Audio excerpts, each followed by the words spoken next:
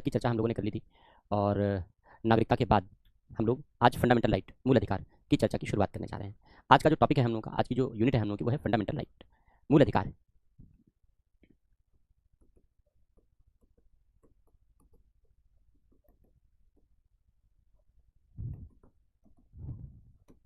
तो पहला लेक्चर है आज। इसके पहले के 2 लेक्चर थे हम लोगों के तो उन दोनों लेक्चर्स को हमने रिकॉर्ड कर दिया था टुकड़ों टुकड़ों में, फिर वो क्लब करके आपके साथ भेज दिया गया क्योंकि लंबी क्लासेस लेने की स्थिति नहीं थी, क्योंकि थ्रोट इन्फेक्शन बहुत ज़्यादा था। तो अब फिलहाल पहले से और बेटर है। तो क्लास हम लोग आज से हम लोग लाइव क्लास 2 दिन के बाद लाइव क्लास शुरू करेंगे। रिकॉर्डेड क्लास अब नहीं रहेगी, वो रिकॉर्डेड क्लास देना मजबूरी भी थी तो फंडामेंटल राइट हमने बताया था, वो दोनों टॉपिक बहुत इंपॉर्टेंट भी नहीं थे, बहुत रेयर क्वेश्चन आते हैं दोनों टॉपिक से, लेकिन ये टॉपिक बहुत इंपॉर्टेंट है जो हम लोग फंडामेंटल राइट पढ़ने जा रहे हैं। आगे के जो 2-3 टॉपिक हैं, fundamental right, directive principles of state policy, fundamental duties, ये सब बेहद इंपॉर्टेंट टॉपिक है। तो मूल अधिकार है क्या, क्यों कॉन्स्टिट्यूशन में शामिल किए गए हैं, इसके पीछे की भावना क्या है, क्या प्रोविजन है, इन सारी बातों के विषय में हम लोग चर्चा की शुरुआत करने जा रहे हैं। कॉन्सेप्ट से समझते हैं कि अधिकार क्या है और क्यों लाए गए हैं इन सारी बातों के विषय में, और प्रियम्बल जो हम लोगों ने पढ़ लिया है उसके क्वेश्चन आंसर हम लोग कल कर लेंगे, आज पढ़ लेते हैं। और इधर क्लासेस हम लोग थोड़ी लंबी लंबी ले लेंगे, 2.5 घंटे की ले लेंगे। तो जो पिछले 2-4 दिनों में छुट्टियां भी हो गई थी फीवर और थ्रोट इन्फेक्शन की वजह से, तो वो भी हम लोग कवर कर लेंगे तो फंडामेंटल राइट्स हैं क्या, मूल अधिकार है क्या। पहली चीज़ तो अधिकार क्या है, यहाँ पर जो जिन अधिकार की चर्चा हम लोग कर रहे हैं वो अधिकार क्या है, राइट्स क्या है। बेसिकली अधिकार हमारे क्लेम्स होते हैं, हमारे दावे होते हैं जिन पर हम अपना हक जता सकते हैं। ये हमारी हकदारी है। कहते हैं ना कि भाई अधिकार होने का मतलब ये है कि अगर आपको पढ़ने का अधिकार है, खाना खाने का अधिकार है, पानी पीने का अधिकार है, सोने का अधिकार है, तो इसका मतलब है कि आप उसको क्लेम कर सकते हैं, आप उसका दावा कर सकते हैं कि क्यों नहीं मुझे खाना दे रहे हो। अगर खाना खाने का अधिकार है तो आप इस बात को क्लेम कर सकते हैं कि भाई आप खाना क्यों नहीं दे रहे हो, मुझे खाना मिलना चाहिए। तो आपका दावा बनता है, उस पर क्लेम आपका बनता है। जो चीज़ अधिकार नहीं होंगे उन पर आपका क्लेम नहीं बनता, आपका दावा नहीं बनता, आपका कोई हक नहीं होता कि आप उन पर दावा कर सकें, आप इंटाइटल नहीं होते इस बात के लिए कि आप उनको क्लेम कर सकें। ऐसी वो सारी चीज़ें जिनके लिए आप इंटाइटल हैं, जिनके लिए आप हकदार हैं कि आप उनका क्लेम कर सकें, आप उनका दावा कर सकें, वो आपके अधिकार कहलाते हैं, वो आपके अधिकार कहे जाते हैं। तो अधिकारों को हम लोग दावे के रूप में परिभाषित करते हैं, क्लेम के रूप में परिभाषित करते हैं। तरह तरह के अधिकार हैं आपके जीवन से संबंधित, जीवन जीने का अधिकार है, खाना खाने का अधिकार, पानी पीने का अधिकार, सोने का अधिकार, सोना भी तो जरूरी है, सोने का अधिकार, सांस लेने का अधिकार, स्वच्छ वातावरण में सांस लेने का अधिकार, इत्यादि इत्यादि। ये सब हमारे जीवन जीने के लिए आवश्यक है, एक अच्छे जीवन जीने के लिए आवश्यक है। ये हमारा हक है कि ये हमें मिले, हम इसके लिए एंटाइटल हैं, ये हमारा हक है, हम इसके लिए एंटाइटल हैं कि ये हमें मिले। न मिले तो हम इनका दावा कर सकते हैं, इनको क्लेम कर सकते हैं। घर में आपको 2 वक्त का खाना ना दिया जाए तो आप घर में क्लेम कर सकते हो, मुझे खाना क्यों नहीं दे रहे हो। गुस्सा हो तो इससे क्या मतलब, खाना तो मिलना चाहिए, नहीं दोगे तो मैं चला जाऊंगा, भी पुलिस के पास चला जाऊंगा। तो क्लेम है, आप दावा कर सकते हो। जिस चीज़ का आप दावा नहीं कर सकते वो चीज़ आपके अधिकार के रूप में निर्मित नहीं की जा सकती। तो हम जब यहाँ अधिकारों के रूप में चर्चा कर रहे हैं तो अधिकार हमारे लिए वे विशेषताएं हैं जिनके लिए हम दावा कर सकते हैं। ये एक पॉइंट तो क्लियर हो गया। दूसरी बात ये है कि अब हम दावा करेंगे किसके विरुद्ध। अब हम फंडामेंटल राइट की बात कर रहे हैं या हम बड़े पैमाने पर अधिकारों की बात कर रहे हैं। तो हमने एक छोटे दायरे में अधिकार की बात की कि भाई आप घर वालों से क्लेम करते हैं कि भाई नहीं दो मुझे, बच्चे होते हैं खिलौना खेलने के लिए उन्हें चाहिए, तो खिलौनों से खेलना बच्चों का अधिकार है, वो उसको क्लेम कर सकते हैं, उसका दावा कर सकते हैं। वो उनका हक है कि उन्हें खिलौने मिलें और वो खेलें, ये उनका हक है। क्यों? क्योंकि इसी के माध्यम से बच्चों का डेवलपमेंट होता है। इसीलिए सरकार ने जो आंगनवाड़ी कार्यक्रम चलाए हैं, जानते होंगे आप आंगनवाड़ी कार्यक्रम के बारे में नाम सुना होगा। सरकारों ने बच्चों के लिए आंगनवाड़ी कार्यक्रम चलाए हैं। उस आंगनवाड़ी कार्यक्रम में बच्चों के पोषण के लिए दलिया वगैरह दी जाती है, खेलने के लिए खिलौने दिए जाते हैं। ये बात अलग है, बड़े खेल जाते हैं, करप्शन बहुत है ऐसे कार्यक्रमों में जहाँ पैसा आता है, सरकारी फंड ज़्यादा आता है, तो बड़े खेल जाते हैं, वो बात अलग है, लेकिन आता वो बच्चों के खेलने के लिए। क्यों? क्योंकि बच्चों का जो डेवलपमेंट है वो खिलौनों के साथ होता है, वही वही उनकी दुनिया होती है। जो बच्चे हैं वही उनका संसार है, खिलौनों से भरा संसार। एक बच्चे का आदर्श लोक, एक बच्चे का आदर्श लोक खिलौनों से भरा हुआ, अच्छे अच्छे खिलौनों से भरा हुआ संसार है, क्योंकि उसे वही भाते हैं, उसे वही अच्छा लगता है। तो ये उसका हक है, उसके डेवलपमेंट के लिए, उसके विकास के लिए।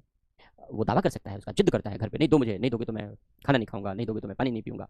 धुनाई भी हो जाती है इस बात पर, लेकिन दिया भी जाता है। क्यों? क्योंकि वो उनका हक है, अधिकार। ये मैंने आपको एक छोटे से दायरे में हक और अधिकार की बात समझाने की कोशिश की, लेकिन जब इसी को हम लोग समाज से जोड़ते हैं कि सबके अधिकार हैं, हमारे आपके पड़ोसियों के, हमारे आपके राज्य में रहने वाले सभी व्यक्तियों के, इस देश में रहने वाले सभी व्यक्तियों के, तो जब हम सबके अधिकारों की बात करते हैं, तो सबके अधिकार कौन देगा? एक संस्था है, राज्य देगी, सरकार उपलब्ध कराएगी हमारे अधिकार। नहीं दिया तो हम राज्य के विरुद्ध दावा करेंगे, क्लेम करेंगे, दो मुझे अधिकार। कैसे नहीं दोगे मुझे अधिकार? जैसे दिल्ली में स्वच्छ पर्यावरण, स्वच्छ पेयजल, ये सब बड़े चैलेंजिंग चीज़ें हैं।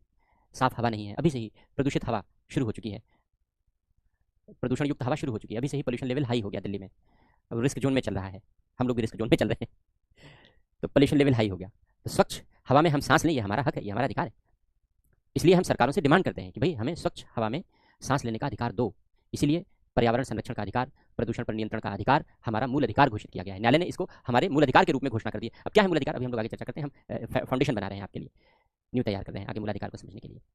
तो इसी तरीके से हमारे जितने भी अधिकार हैं, पहले, अब तो नहीं होती, बहुत अच्छी बात है कि अब भूख से मौतें नहीं होती। हमने वो दौर देखा है जब देश में भूख से मौतें हुआ करती थी। 80 के दशक तक इस तरीके के एग्जाम्पल सामने आया करते थे, समाचार पत्रों में छपा करते थे। आप कल्पना करो कितनी दुखद स्थिति रही होगी अगर आप न्यूज़पेपर में सुबह-सुबह न्यूज़पेपर में उठकर ये पढ़ें कि देश में भूख से 2 मौतें हो गई। कितनी हृदय विदारक घटना होती रही होगी। लेकिन हम लोगों ने ऐसी खबरें पढ़ी हैं। ये अच्छी बात है कि अब सरकारों ने अच्छी योजनाएं चलाई हैं, कार्यक्रम चलाए हैं और उनका लाभ लोगों को दिया जा रहा है और इस तरीके की दुर्घटनाएं अब नहीं होती। लेकिन पहले हुआ करती थी। तो जब पहले होती थी तो न्यायालय में मुकदमा हुआ और न्यायालय ने कहा कि भाई भोजन का अधिकार फंडामेंटल राइट है, खाना मिले ये हमारा अधिकार है। अब अगर हमारे घर में खाना नहीं है तो हम खाना किससे क्लेम करेंगे? हम दावा करेंगे ना कि हमको खाना दो। किससे दावा करेंगे? राज्य से दावा करेंगे, सरकार से दावा करेंगे कि भाई नहीं है मेरे पास खाना, मुझे दो खाना। 2 वक्त का पेट भरना हमारा अधिकार है। हमारे पास नहीं है पैसा, हमारे पास नहीं है अनाज, तुम मुझे दो, देना पड़ेगा, नहीं दोगे तो न्यायालय चले जाएंगे तुम्हारे खिलाफ। दावा कर सकते हैं हम। जिन चीज़ों को हम अधिकार घोषित करेंगे उनका दावा करने का अधिकार मिल जाता है हमें, उनका दावा करने का हक मिल जाता है हमें। तो अधिकार ऐसी ही विषय वस्तु हैं, ऐसी ही विशेषताएं हैं हमारे जीवन से जुड़ी हुई, ऐसी ही विशेषताएं हैं जिनका हम क्लेम कर सकते हैं, दावा कर सकते हैं। सभी लोग किसके विरुद्ध दावा कर सकते हैं? राज्य के विरुद्ध दावा कर सकते हैं। तो अधिकार के विषय में हम लोग चर्चा कर रहे हैं। अधिकार, ये एक तरीके से हम कह सकते हैं कि राज्य के विरुद्ध किए जाने वाले दावे, क्लेम है। राज्य के विरुद्ध किए जाने वाले क्लेम किसी भी व्यक्ति के द्वारा,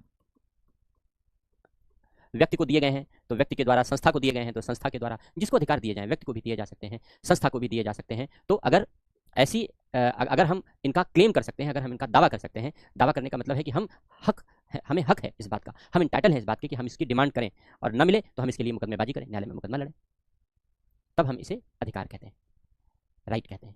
ये अधिकार नाना प्रकार के होते हैं, भिन्न भिन्न प्रकार के अधिकार होते हैं, भिन्न भिन्न प्रकार के दावे किए जा सकते हैं और इस तरीके से अधिकार के, राइट्स के भिन्न भिन्न रूप होते हैं।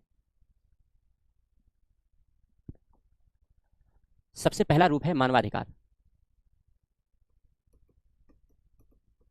Human rights. दूसरा है मूल अधिकार,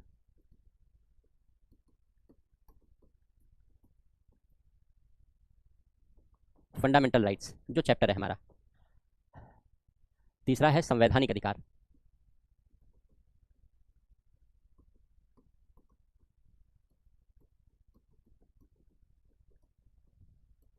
कॉन्स्टिट्यूशनल राइट्स। तीसरा अगला है सांविधिक अधिकार।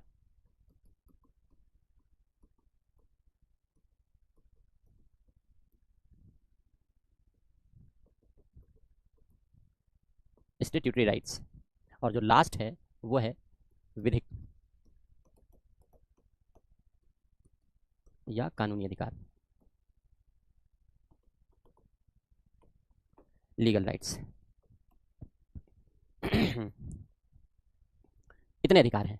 अधिकारों को हम जिन जिन रूपों में अधिकारों का सृजन हुआ है, जिन जिन रूपों में अधिकारों का निर्माण हुआ है, उन रूपों में हम लोग अधिकारों को निम्नलिखित भागों में वर्गीकृत कर सकते हैं, जो हमने बोर्ड पर लिखे हैं। इन भागों में हम लोग अधिकार को बांट करके समझ सकते हैं कि कौन। इसका मतलब है कि हमने बताया अधिकार हमारे द्वारा किए जाने वाले क्लेम हैं, दावे हैं, जिनका हक है हमारा कि हम उनको मांग सकें।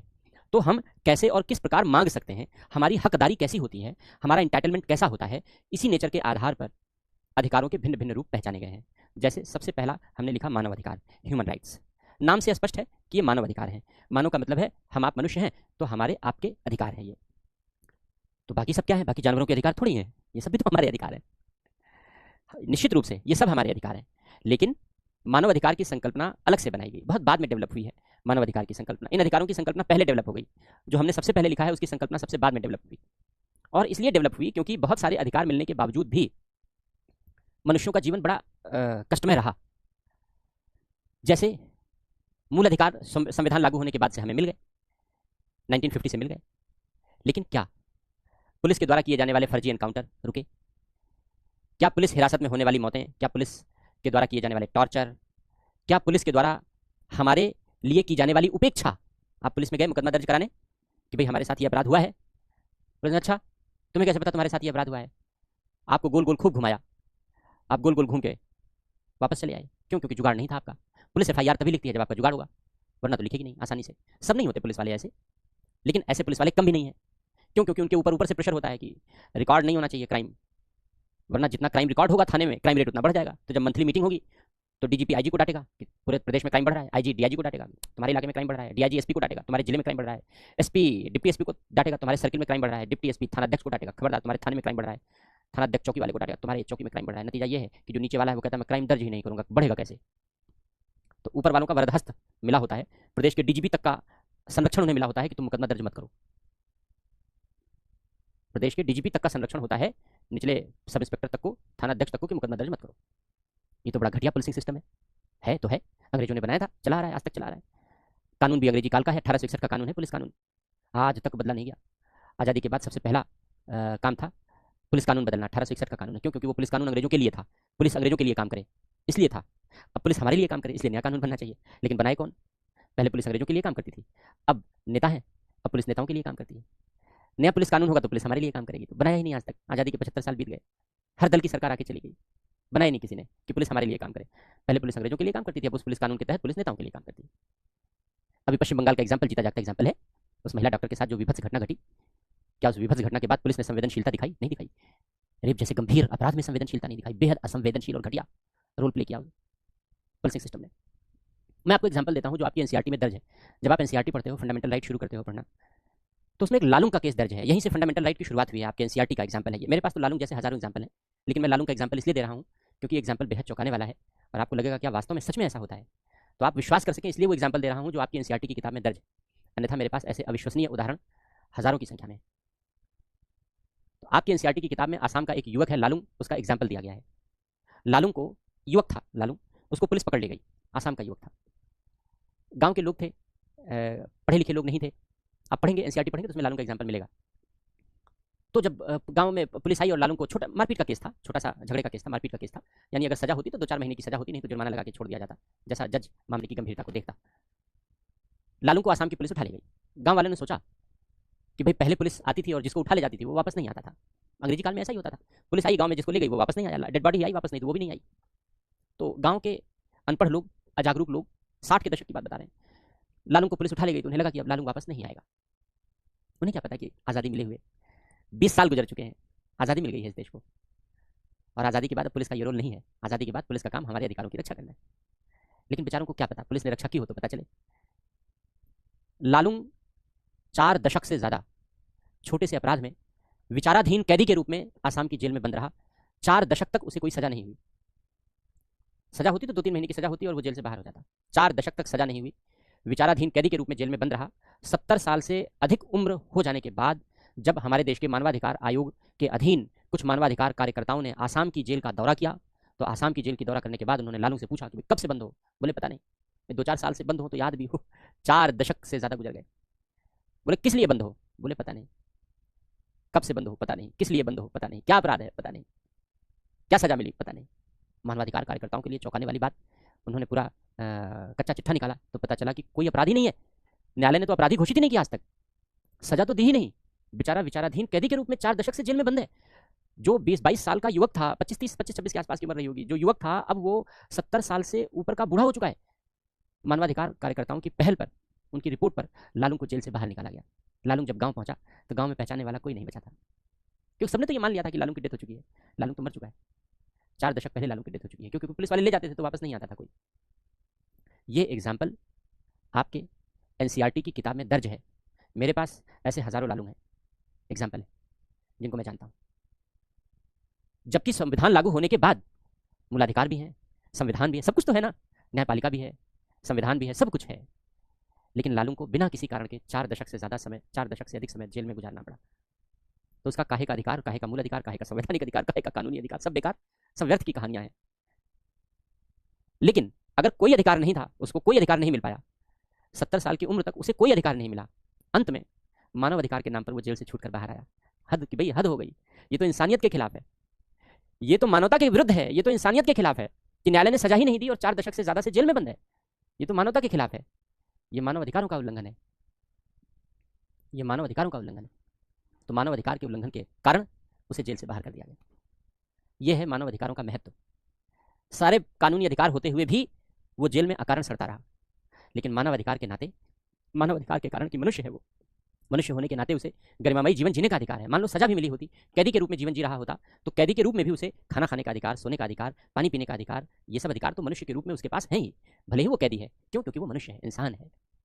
तो इसलिए मानव अधिकारों की जो संकल्पना है वो मनुष्य के लिए इसलिए विकसित की गई जिससे मनुष्य के रूप में जो अधिकार उसे मिले हैं, जीवन का अधिकार है, स्वतंत्रता का अधिकार है, समानता का अधिकार है, ऐसे अधिकार जो मनुष्य होने के नाते उसे मिले हैं वो उसे मिलते रहे। ये माना जाता है कि ये प्रकृति प्रदत्त अधिकार है। हालांकि अब इन्हें कानून बना बना के प्रोटेक्ट किया जा रहा है, लेकिन हम ये मानते हैं कि ये प्राकृतिक अधिकार है,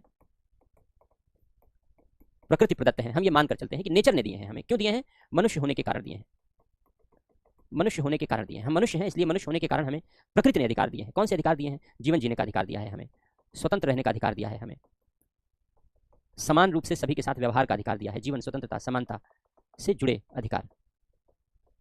इन सभी अधिकारों को हम लोग मानवाधिकार के रूप में जानते हैं। हमारे यहाँ भी मानवाधिकार इसी रूप में डिफाइन किया गया है, इसी रूप में परिभाषित किया गया है। हालांकि विश्व में मानवाधिकारों की संकल्पना आप जानते हैं कि जब 10 दिसंबर 1948 को संयुक्त राष्ट्र ने मानवाधिकारों का घोषणा पत्र स्वीकार किया, तब से मानवाधिकारों का परिदृश्य सामने आया, मानवाधिकारों की संकल्पना सामने आई। हालांकि उसका पर्पज कुछ दूसरा था, क्योंकि द्वितीय विश्व युद्ध के बाद जो युद्ध बंदी कैद किए गए थे उनके साथ मानवीय अत्याचार हो रहे थे, उनको रोकने के लिए ये कॉन्सेप्ट लेकर के आया गया था। लेकिन धीरे धीरे इस कॉन्सेप्ट का जो दायरा है वो बढ़ता चला गया और मानवाधिकारों की संकल्पना धीरे धीरे विकसित होती चली गई। अभी भी मानवाधिकारों की संकल्पना में निरंतर शोध होते हैं, अध्ययन होते हैं, उनका विस्तार कैसे हो इस बारे में आज भी चिंतन होता है, क्योंकि बहुत सारी चीज़ें हैं मानवाधिकारों को लेकर के जो चिंता उत्पन्न करती हैं, बहुत सारे प्रश्न हैं जो उत्पन्न होते हैं, वो हम लोग जीएस में कवर नहीं करते। हम लोग जब ऑप्शनल पढ़ते हैं पीएसआईआर तब उसमें कवर करते हैं।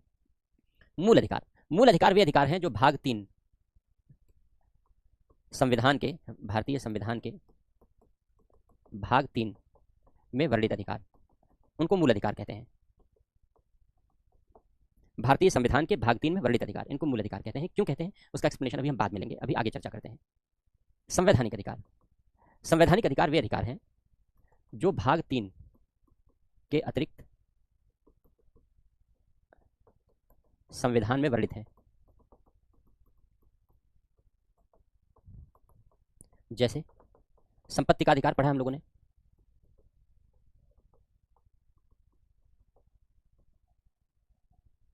आर्टिकल 301 संपत्ति का अधिकार पढ़ा था हम लोगों ने। पहले मूल अधिकार था, अब मूल अधिकार नहीं है, क्योंकि पहले भाग 3 में था तो मूल अधिकार था, अब भाग 3 में नहीं है तो अब संवैधानिक अधिकार है। अंतर क्या आया मूल अधिकार और संवैधानिक अधिकार होने से? संवैधानिक अधिकार होने से और मूल अधिकार होने से दोनों के लागू करने के तौर तरीकों में अंतर आ जाता है। जैसे मूल अधिकार का अगर कोई उल्लंघन करता है तो इसके लिए सीधे सुप्रीम कोर्ट में मुकदमा दायर हो सकता है, सीधे। लेकिन अगर संवैधानिक अधिकार का उल्लंघन होता है तो कोई भी सीधे मुकदमा उच्चतम न्यायालय में दायर नहीं कर सकता, कोई सीधे मुकदमा उच्चतम न्यायालय में दायर नहीं कर सकता संवैधानिक अधिकार का उल्लंघन होने पर। लेकिन अगर मूल अधिकार का उल्लंघन होगा तो सीधे सुप्रीम कोर्ट जाया जा सकता है, बीच में जाने की जरूरत ही नहीं। तो ऐसे ऐसे कुछ अंतर हो जाते हैं। इसी आधार पर संविधान में ही लिखे गए 2 प्रकार के अधिकारों का भेद किया गया है। जो बहुत महत्वपूर्ण किस्म के अधिकार हैं उनको भाग 3 में लिख करके उनको फंडामेंटल राइट घोषित कर दिया गया है, मूल अधिकार घोषित कर दिया गया है। बाकी को भाग 3 के अतिरिक्त लिख दिया गया है, तो वो संवैधानिक अधिकार है। अब सांविधिक अधिकार क्या है, स्टैट्यूटरी राइट क्या है? सांविधिक अधिकार का मतलब है संविधि द्वारा निर्मित अधिकार। संविधि क्या होता है? स्टैट्यूट। संविधि कहते हैं विधायिका द्वारा निर्मित कानून, स्टैट्यूट कहते हैं इसको इंग्लिश में, इसीलिए इसको स्टैट्यूटरी राइट कहते हैं। इसका मतलब यह है कि जब तक संसद कानून न बनाए तब तक कोई अधिकार नहीं मिलेगा। जब संसद कानून बनाएगी तभी अधिकार मिलेगा, नहीं तो अधिकार नहीं मिलेगा। संसद कानून बनाएगी तभी अधिकार मिलेगा, नहीं तो अधिकार नहीं मिलेगा। जैसे उदाहरण के लिए आरटीआई, सूचना का अधिकार, हमको सरकारी विभागों से सूचना प्राप्त करने का अधिकार है। लेकिन यह अधिकार हमको तब मिला जब संसद ने 2005 में कानून बनाया। जब तक 2005 में कानून नहीं बना था तब तक हमारे पास सूचना का अधिकार नहीं था। तो सूचना का अधिकार एक विधिक अधिकार है, एक सांविधिक अधिकार है, क्योंकि संसद के कानून से उपजा है। उपभोक्ता का अधिकार, उपभोक्ता का अधिकार, उपभोक्ता का अधिकार क्या होता है? पहले जब अंग्रेजी जमाने का कानून था तो अंग्रेजों ने बनाया था एक कानून, सेल्स ऑफ गुड्स एक्ट 1930 का कानून है, उसको कहते हैं माल विक्रय अधिनियम। इस कानून में अंग्रेजों ने कहा कि मान लो आप किसी से कोई सामान खरीदते हो, आप टीवी खरीद के लाए, फैन खरीद के लाए, कूलर खरीद के लाए, फोन खरीद के लाए, और वो सामान खराब निकल गया आपका, तो सामान खराब निकलने पर विक्रेता की कोई जिम्मेदारी नहीं होगी। अभी क्या होता है, आप जब कोई सामान खरीदने जाते हो तो आपको वारंटी मिलती है, देती है ना कंपनियां वारंटी, कि भाई अगर आपका सामान खराब है, प्रोडक्ट खराब है तो हम रिप्लेस कर देंगे, यूज़ करने के दौरान खराब हो गया तो हम उसको फ्री में रिपेयर कर देंगे कुछ दिनों तक, 1 साल 2 साल, जब तक की वारंटी हो। लेकिन अंग्रेजों के ज़माने में ये चीज़ें नहीं थी। अंग्रेज कहते थे कि अगर किसी ने सामान खरीदा तो जिम्मेदारी उसकी, देख समझ के खरीदे, सोच समझ के खरीदे। ये कानून हमारे यहाँ 1986 तक ऐसे ही लागू रहा। आज़ादी के बाद सरकारों ने कोशिश ही नहीं की कि ये कानून बदल दिया जाए। क्यों? क्योंकि ज़्यादातर सारे व्यापारी अंग्रेज थे या अंग्रेजों के बहुत निकटतम लोग थे, तो अंग्रेजों ने अपने हित के लिए, अपने व्यापारियों के हित के लिए ये कानून बनाया कि हम जो माल बेच देंगे, उस जो सामान बेच देंगे उसकी जिम्मेदारी हम पर नहीं होगी, उपभोक्ता जाने, लोग जाने, ग्राहक जाने। लेकिन ये तो गलत बात थी। आप जो सामान बेच रहे हैं उसकी क्वालिटी होनी चाहिए, क्वालिटी इंश्योरेंस मिलना चाहिए, जानकारी मिलनी चाहिए। ये सारी चीज़ें अमेरिका में सबसे पहली बार अधिकार के रूप में जन्मी। तो जब वहाँ जन्मी तो हमारे यहाँ भी धीरे धीरे आई। तो 1986 में पहली बार उपभोक्ता संरक्षण कानून बना और हमको अधिकार मिला कि अब अगर हमको खराब गुणवत्ता का सामान कोई विक्रेता बेचता है, कोई कंपनी बेचती है, तो हम उसके खिलाफ कंप्लेन कर सकते हैं। लेकिन धीरे धीरे जो व्यापार और वाणिज्य है उसका स्वरूप बदल गया, ई कॉमर्स आ गया और तमाम तरीके की चीज़ें आ गई। पेप्सी बनाई गई तो 1 रुपये की पेप्सी 20 रुपये की बेच रहे हैं, जिसकी लागत 1 रुपये आ रही है, 20 रुपये मार्केट में बेच रहे हैं, 20 गुना कमा रहे हैं। और सारा पैसा एडवर्टीजमेंट करने के लिए हीरो को दे दिया उन्होंने कि भाई लो तुम पेप्सी पियो या ड्यू पियो, जो कुछ भी, और इसके बाद एक पहाड़ी से दूसरी पहाड़ी पर बाइक लेके कूद जाओ और लोगों को बताओ कि देखो पेप्सी पीने से ऐसा होता है कि अगर हम पेप्सी पियेंगे तो बाइक लेकर एक पहाड़ी से दूसरी पहाड़ी पर कूद जाएंगे, स्पाइडरमैन बन जाएंगे। ये भी तो गलत बात है। पेप्सी पीने से ऐसा होगा क्या? नहीं होगा। तो तुम हमको गलत जानकारी क्यों दे रहे हो? ये भी तो हमारे अधिकार का उल्लंघन है। और नाना प्रकार के एडवर्टीजमेंट में फर्जी एडवर्टीजमेंट देखते हैं आप, सारे एडवर्टीजमेंट फर्जी होते हैं, 2-4 को छोड़ करके बाकी सब फर्जी एडवर्टीजमेंट है। ये भी तो हमारे अधिकार का उल्लंघन है, क्योंकि जो प्रोडक्ट तुम बना के बेच रहे हो, तुम उस प्रोडक्ट की सही जानकारी हमको नहीं दे रहे हो। हमको बता रहे हो कि पेप्सी पियेंगे तो सलमान खान, ऋतिक रोशन, जो भी ऐड कर रहे हो, मुझे पता नहीं कौन करता है, लेकिन देखा है मैंने 1-2 बार ऐड कि पेप्सी पिए और बाइक लेके कूदे और दूसरी पहाड़ी पहुंच गया, एक पहाड़ी से दूसरी पहाड़ी। ऐसा थोड़ी होता है पेप्सी पीने से। तो ये तो गलत जानकारी दे रहे हो प्रोडक्ट की, हमें सही जानकारी चाहिए, हमें प्रोडक्ट की। और क्या इससे नुकसान है, हमें ये भी जानकारी चाहिए। इससे क्या नुकसान होता है, हमें ये भी जानकारी चाहिए। उपभोक्ता है ना हम, अब कंज्यूमर है हम, इसलिए हमें जो प्रोडक्ट तुम बना के बेच रहे हो उस प्रोडक्ट का कच्चा चिट्ठा चाहिए, हमें एक एक जानकारी चाहिए। क्या क्या तुमने इसमें मिलाया है, इसकी वारंटी क्या है, ये कितने दिनों में खराब हो जाएगी, एक्सपायरी डेट क्या है, इससे नुकसान क्या हो सकता है हमारे हेल्थ को, ये सब तुम्हें लिखना पड़ेगा, बताना पड़ेगा। हक है हमारा, अधिकार है हमारा। नहीं दोगे तो क्लेम करेंगे हम, दावा करेंगे हम। अभी तक नहीं कम कर सकते थे हम, लेकिन 2019 में कानून बन गया। 2019 में कानून बन गया कि अब आप क्लेम कर सकते हो। एक बड़ी मजेदार सी घटना बताते हैं। यहाँ दिल्ली में जितनी भी ज़्यादातर ऑफलाइन कोचिंग चलती हैं, सबके खिलाफ एक CCPA है, सेंट्रल कंज्यूमर प्रोटेक्शन अथॉरिटी है, सब ने नोट, कोई भी कोचिंग ऐसी नहीं है जिसके खिलाफ नोटिस ना आई हो, 1-2 को छोड़कर, अपवाद स्वरूप छोड़कर सबके खिलाफ नोटिस आई है। क्यों? क्योंकि जब रिजल्ट आता है तो सब छाप देते हैं, हर कोचिंग छापता है, 300 सिलेक्शन, 350 सिलेक्शन, 400 सिलेक्शन, 250 सिलेक्शन। लो भाई, कुल सीट ही 1000 थी और तुमने सिलेक्शन छाप दिया 4000 का, क्योंकि हर कोचिंग वाला 250, 300, 250, 300, 250, 300 सिलेक्शन दिखाया जा रहा है। टोटल सीट मुश्किल से 800, 1000, और सब लोग मिलकर सिलेक्शन दिखा रहे हैं 4000, 5000। ये कैसे पॉसिबल है? तो CCPA ने सारी कोचिंग के ऊपर भेज दिया, सबको नोटिस भेज दी, बताओ इनमें से कौन कौन लोग तुम्हारे यहाँ से पढ़े थे। तो किसी ने कहा नहीं नहीं केवल इंटरव्यू के लिए आए थे, किसी ने कहा नहीं केवल इसलिए आए थे, केवल इंक्वायरी करने आए थे, बाकी पढ़े नहीं थे, इंक्वायरी फॉर्म भरे थे। तो जब नतीजा ये हुआ कि सबको जुर्माना देना पड़ा, किसी को 1 लाख, किसी को 2 लाख, कोई बचा नहीं, सबको देना पड़ा। क्यों? क्योंकि CCPA ने कहा कि भाई ये जानकारी के विरुद्ध आप कोचिंग चला रहे हो, ठीक है चलाओ, लेकिन बच्चों को सही जानकारी दो कि आपके यहाँ से इतने बच्चे सिलेक्ट हुए तो कितने बच्चे आपके यहाँ प्री में पढ़े थे, कितने बच्चे मेन में पढ़े थे, कितने बच्चे इंटरव्यू में गाइडेंस लेने आए थे, एक एक जानकारी दो। क्यों? क्योंकि अब उपभोक्ता का अधिकार है, पहले नहीं था। 2020 से ये अधिकार हमको मिला है, पहले नहीं था। ये वाला जो अधिकार है ये 2020 से मिला है हमें अधिकार। 2019 में कानून बना, कानून बनाने के बाद 1 साल लगा नियम बनाने के लिए, नहीं PW के पास नहीं आई थी नोटिस, तो इसलिए तो एग्जाम्पल दिया कि तो क्योंकि हम लोगों ने लिख दिया था कि भाई हमारे पास इंटरव्यू के वॉक कितनी थी, इंटरव्यू के बच्चे कितने थे, मेन के बच्चे कितने थे, सृजन प्रोग्राम के बच्चे कितने थे, प्री के बच्चे कितने थे, एक एक डेटा हम लोगों ने क्लियर कर दिया था, वेबसाइट पर पूरी जानकारी दे दी थी। तो आप अगर रिजल्ट दीजिए तो आप जानकारी दीजिए। उपभोक्ता को जानने का अधिकार है, कंज्यूमर को जानने का अधिकार है। हम उपभोक्ता हैं तो जानने का अधिकार है। मिला कब? कानून के जरिए। संसद ने कानून बनाया 2019 में, तो 2019 के कानून, ये 2005 का कानून है, ये 2019 का कानून है। समझ में आए? ये सारे अधिकार, एक एक अधिकार क्लियर हो रहे हैं। अब अंतिम जो अधिकार है, इसको तो हम लोग छोड़ दिया है क्योंकि इसको बाद में सबसे ज्यादा इसी की ही चर्चा करेंगे, इसलिए इसको छोड़ दिया है हमने। आगे विधिक अधिकार है, लीगल राइट है। अब लीगल राइट का मतलब होता है कि कानून के द्वारा, विधि या कानून द्वारा प्रदत्त अधिकार। अब आप कहोगे कि सूचना का अधिकार कानून भी तो है, तो ये भी तो संविधि, ये भी तो कानूनी अधिकार हुआ। हाँ बिल्कुल हुआ, बिल्कुल हुआ, ठीक कह रहे हैं आप, संपत्ति के अधिकार के लिए हमने अधिग्रहण कानून बनाया है, तो वो भी तो कानूनी अधिकार हुआ। बिल्कुल ठीक बात है, वो भी कानूनी अधिकार हुआ, क्योंकि कानूनी अधिकार का दायरा बहुत व्यापक होता है। कानूनी अधिकार में ये सब अधिकार आ जाते हैं, संवैधानिक भी आ जाते हैं अगर उनके लिए कानून बनाया गया है। और ये तो कानून बना के संसद के द्वारा, विधायिका के द्वारा निर्मित कानून द्वारा, तो विधायिका के द्वारा कानून बनाकर दिए ही जाते हैं, तो ये भी इसके अंतर्गत आ जाते हैं, कानूनी अधिकार के अंतर्गत आ जाते हैं। लेकिन जो इन सब में शामिल नहीं है, वो भी कानूनी अधिकार में आ जाते हैं, वो भी कानूनी अधिकार में आ जाते हैं। कैसे?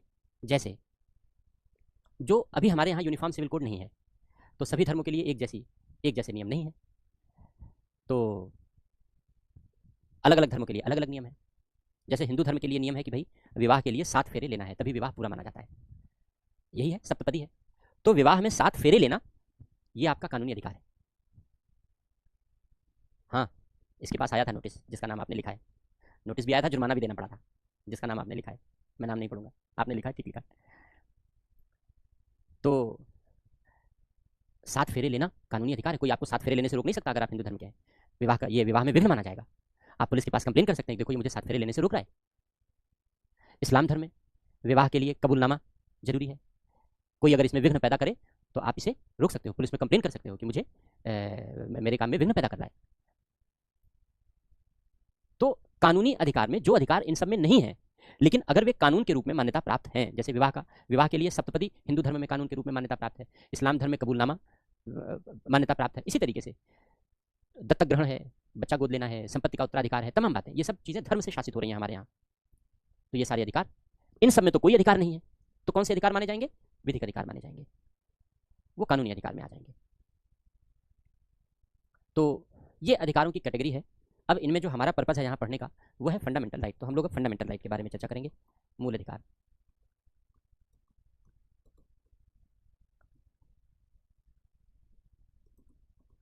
फंडामेंटल राइट्स, पार्ट 3, अनुच्छेद 12 से लेकर के 35 तक, 12 से लेकर के 35। अब अर्थ क्या है, फंडामेंटल राइट किसे कहते हैं? पहले फंडामेंटल राइट का अर्थ समझते हैं, फिर आगे चर्चा करते हैं। मूल अधिकार वे अधिकार हैं जो हमारे लिए मूलभूत प्रकृति के हैं। जब हमें स्वतंत्रता मिली, तो स्वतंत्रता मिलने के बाद हमारे पास कोई अधिकार तो थे नहीं, क्योंकि हम इसके पहले अंग्रेजों के गुलाम थे, गुलामी का शासन था। जब गुलामी का शासन था तो ऐसे परिवेश में स्वाभाविक सी बात है कि कोई अधिकार तो हमारे पास होते नहीं थे। ऐसी दशा में न जीवन जीने का अधिकार, न खाना खाने का अधिकार, तमाम, न समता का अधिकार, न स्वतंत्रता का अधिकार, बल्कि अंग्रेजों ने तो बड़े बड़े भेदभाव पैदा कर रखे थे। जिन रेस्टोरेंट में अंग्रेज खाना खाते थे, भारतीयों को खाना खाने की परमिशन नहीं थी।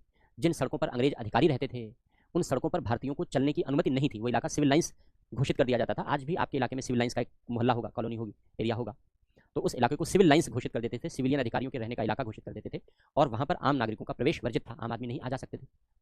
तो जब तक अंग्रेज थे, अंग्रेजों ने तो हमारे यहाँ बड़े पैमाने पर भेदभाव किया, लोगों की आज़ादी छीनी और लोगों के अधिकार छीने। इसलिए जब हमें स्वतंत्रता प्राप्त हुई, तो स्वतंत्रता प्राप्त होने के बाद हमारे संविधान निर्माताओं ने यह निश्चित किया, ये तय किया कि हमारे देश के लोगों को वो सारे अधिकार मिलने चाहिए, वो सारे अधिकार अनिवार्य रूप से मिलने चाहिए जो उनके विकास के लिए, उनके सर्वांगीण विकास के लिए और उनके व्यक्तित्व के विकास के लिए बेहद जरूरी है।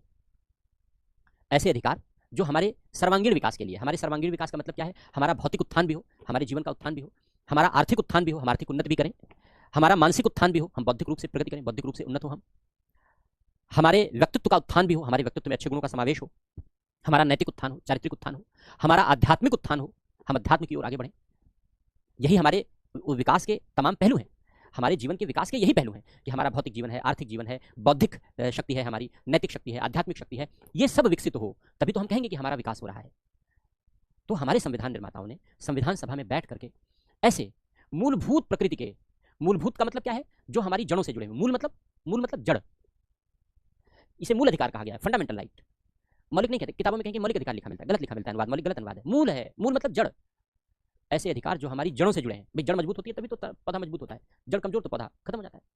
तो ऐसे अधिकार जो हमारी जड़ों से जुड़े हैं, जो हमें मजबूती देते हैं, कैसी मजबूती देते हैं? जिससे हमारा भौतिक उत्थान हो सके, आर्थिक, बौद्धिक, नैतिक, आध्यात्मिक, हर तरीके का उत्थान हो सके, हमारे व्यक्तित्व का विकास हो सके। ऐसे मूलभूत प्रकृति के अधिकारों को हमारे संविधान निर्माताओं ने पहचाना संविधान सभा में बैठ करके, और ऐसे अधिकार हमें हर दशा में मिलते रहें, यह सुनिश्चित करने का प्रयास किया गया। इसीलिए ऐसे अधिकारों को मूल अधिकार का नाम दिया गया। तो ये मूल अधिकार इसीलिए हैं क्योंकि मूलभूत प्रकृति के अधिकार हैं। अगर ये अधिकार हमें न मिले, जीवन जीने का अधिकार है, स्वतंत्रता का अधिकार है, समानता का अधिकार है, इसी से जुड़े हुए अधिकार हैं, अगर ये अधिकार हमें न मिले तो हमारा विकास अवरुद्ध हो जाएगा, हमारे व्यक्तित्व का विकास अवरुद्ध हो जाएगा। हमारे संविधान निर्माताओं ने व्यापक चिंतन और विमर्श के बाद ऐसे ही मूलभूत अधिकारों की, ऐसे ही मूलभूत प्रकृति के अधिकारों की पहचान की और उन अधिकारों को संविधान के भाग 3 में उल्लिखित किया, वर्णित किया, जिसे हम लोग अब मूल अधिकारों के नाम से जानते हैं, फंडामेंटल राइट के नाम से जानते हैं। इसीलिए इसे मूल अधिकार का भाग कहा गया है, इसीलिए इसे मूल अधिकार का भाग कहा गया है। तो लिखो मूल अधिकार का अर्थ लिखो पहले, फिर आगे बताते हैं। लिखो मूल अधिकार संविधान के भाग 3, मूल अधिकार संविधान के भाग 3 में वर्णित, मूल अधिकार संविधान के भाग 3 में वर्णित वे मूलभूत प्रकृति के अधिकार हैं। मूल अधिकार संविधान के भाग 3 में वर्णित वे मूलभूत प्रकृति के अधिकार हैं। मूल अधिकार संविधान के भाग 3 में वर्णित वे मूलभूत प्रकृति के अधिकार हैं जिनके अभाव में व्यक्ति के सर्वांगीण विकास की कल्पना नहीं की जा सकती,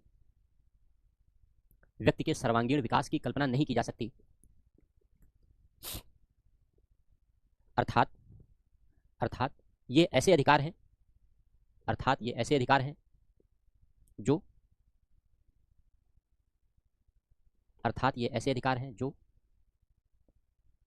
व्यक्ति के भौतिक विकास या भौतिक उत्थान, बौद्धिक विकास, नैतिक विकास या नैतिक उत्थान, आध्यात्मिक उत्थान इत्यादि के लिए न केवल अनिवार्य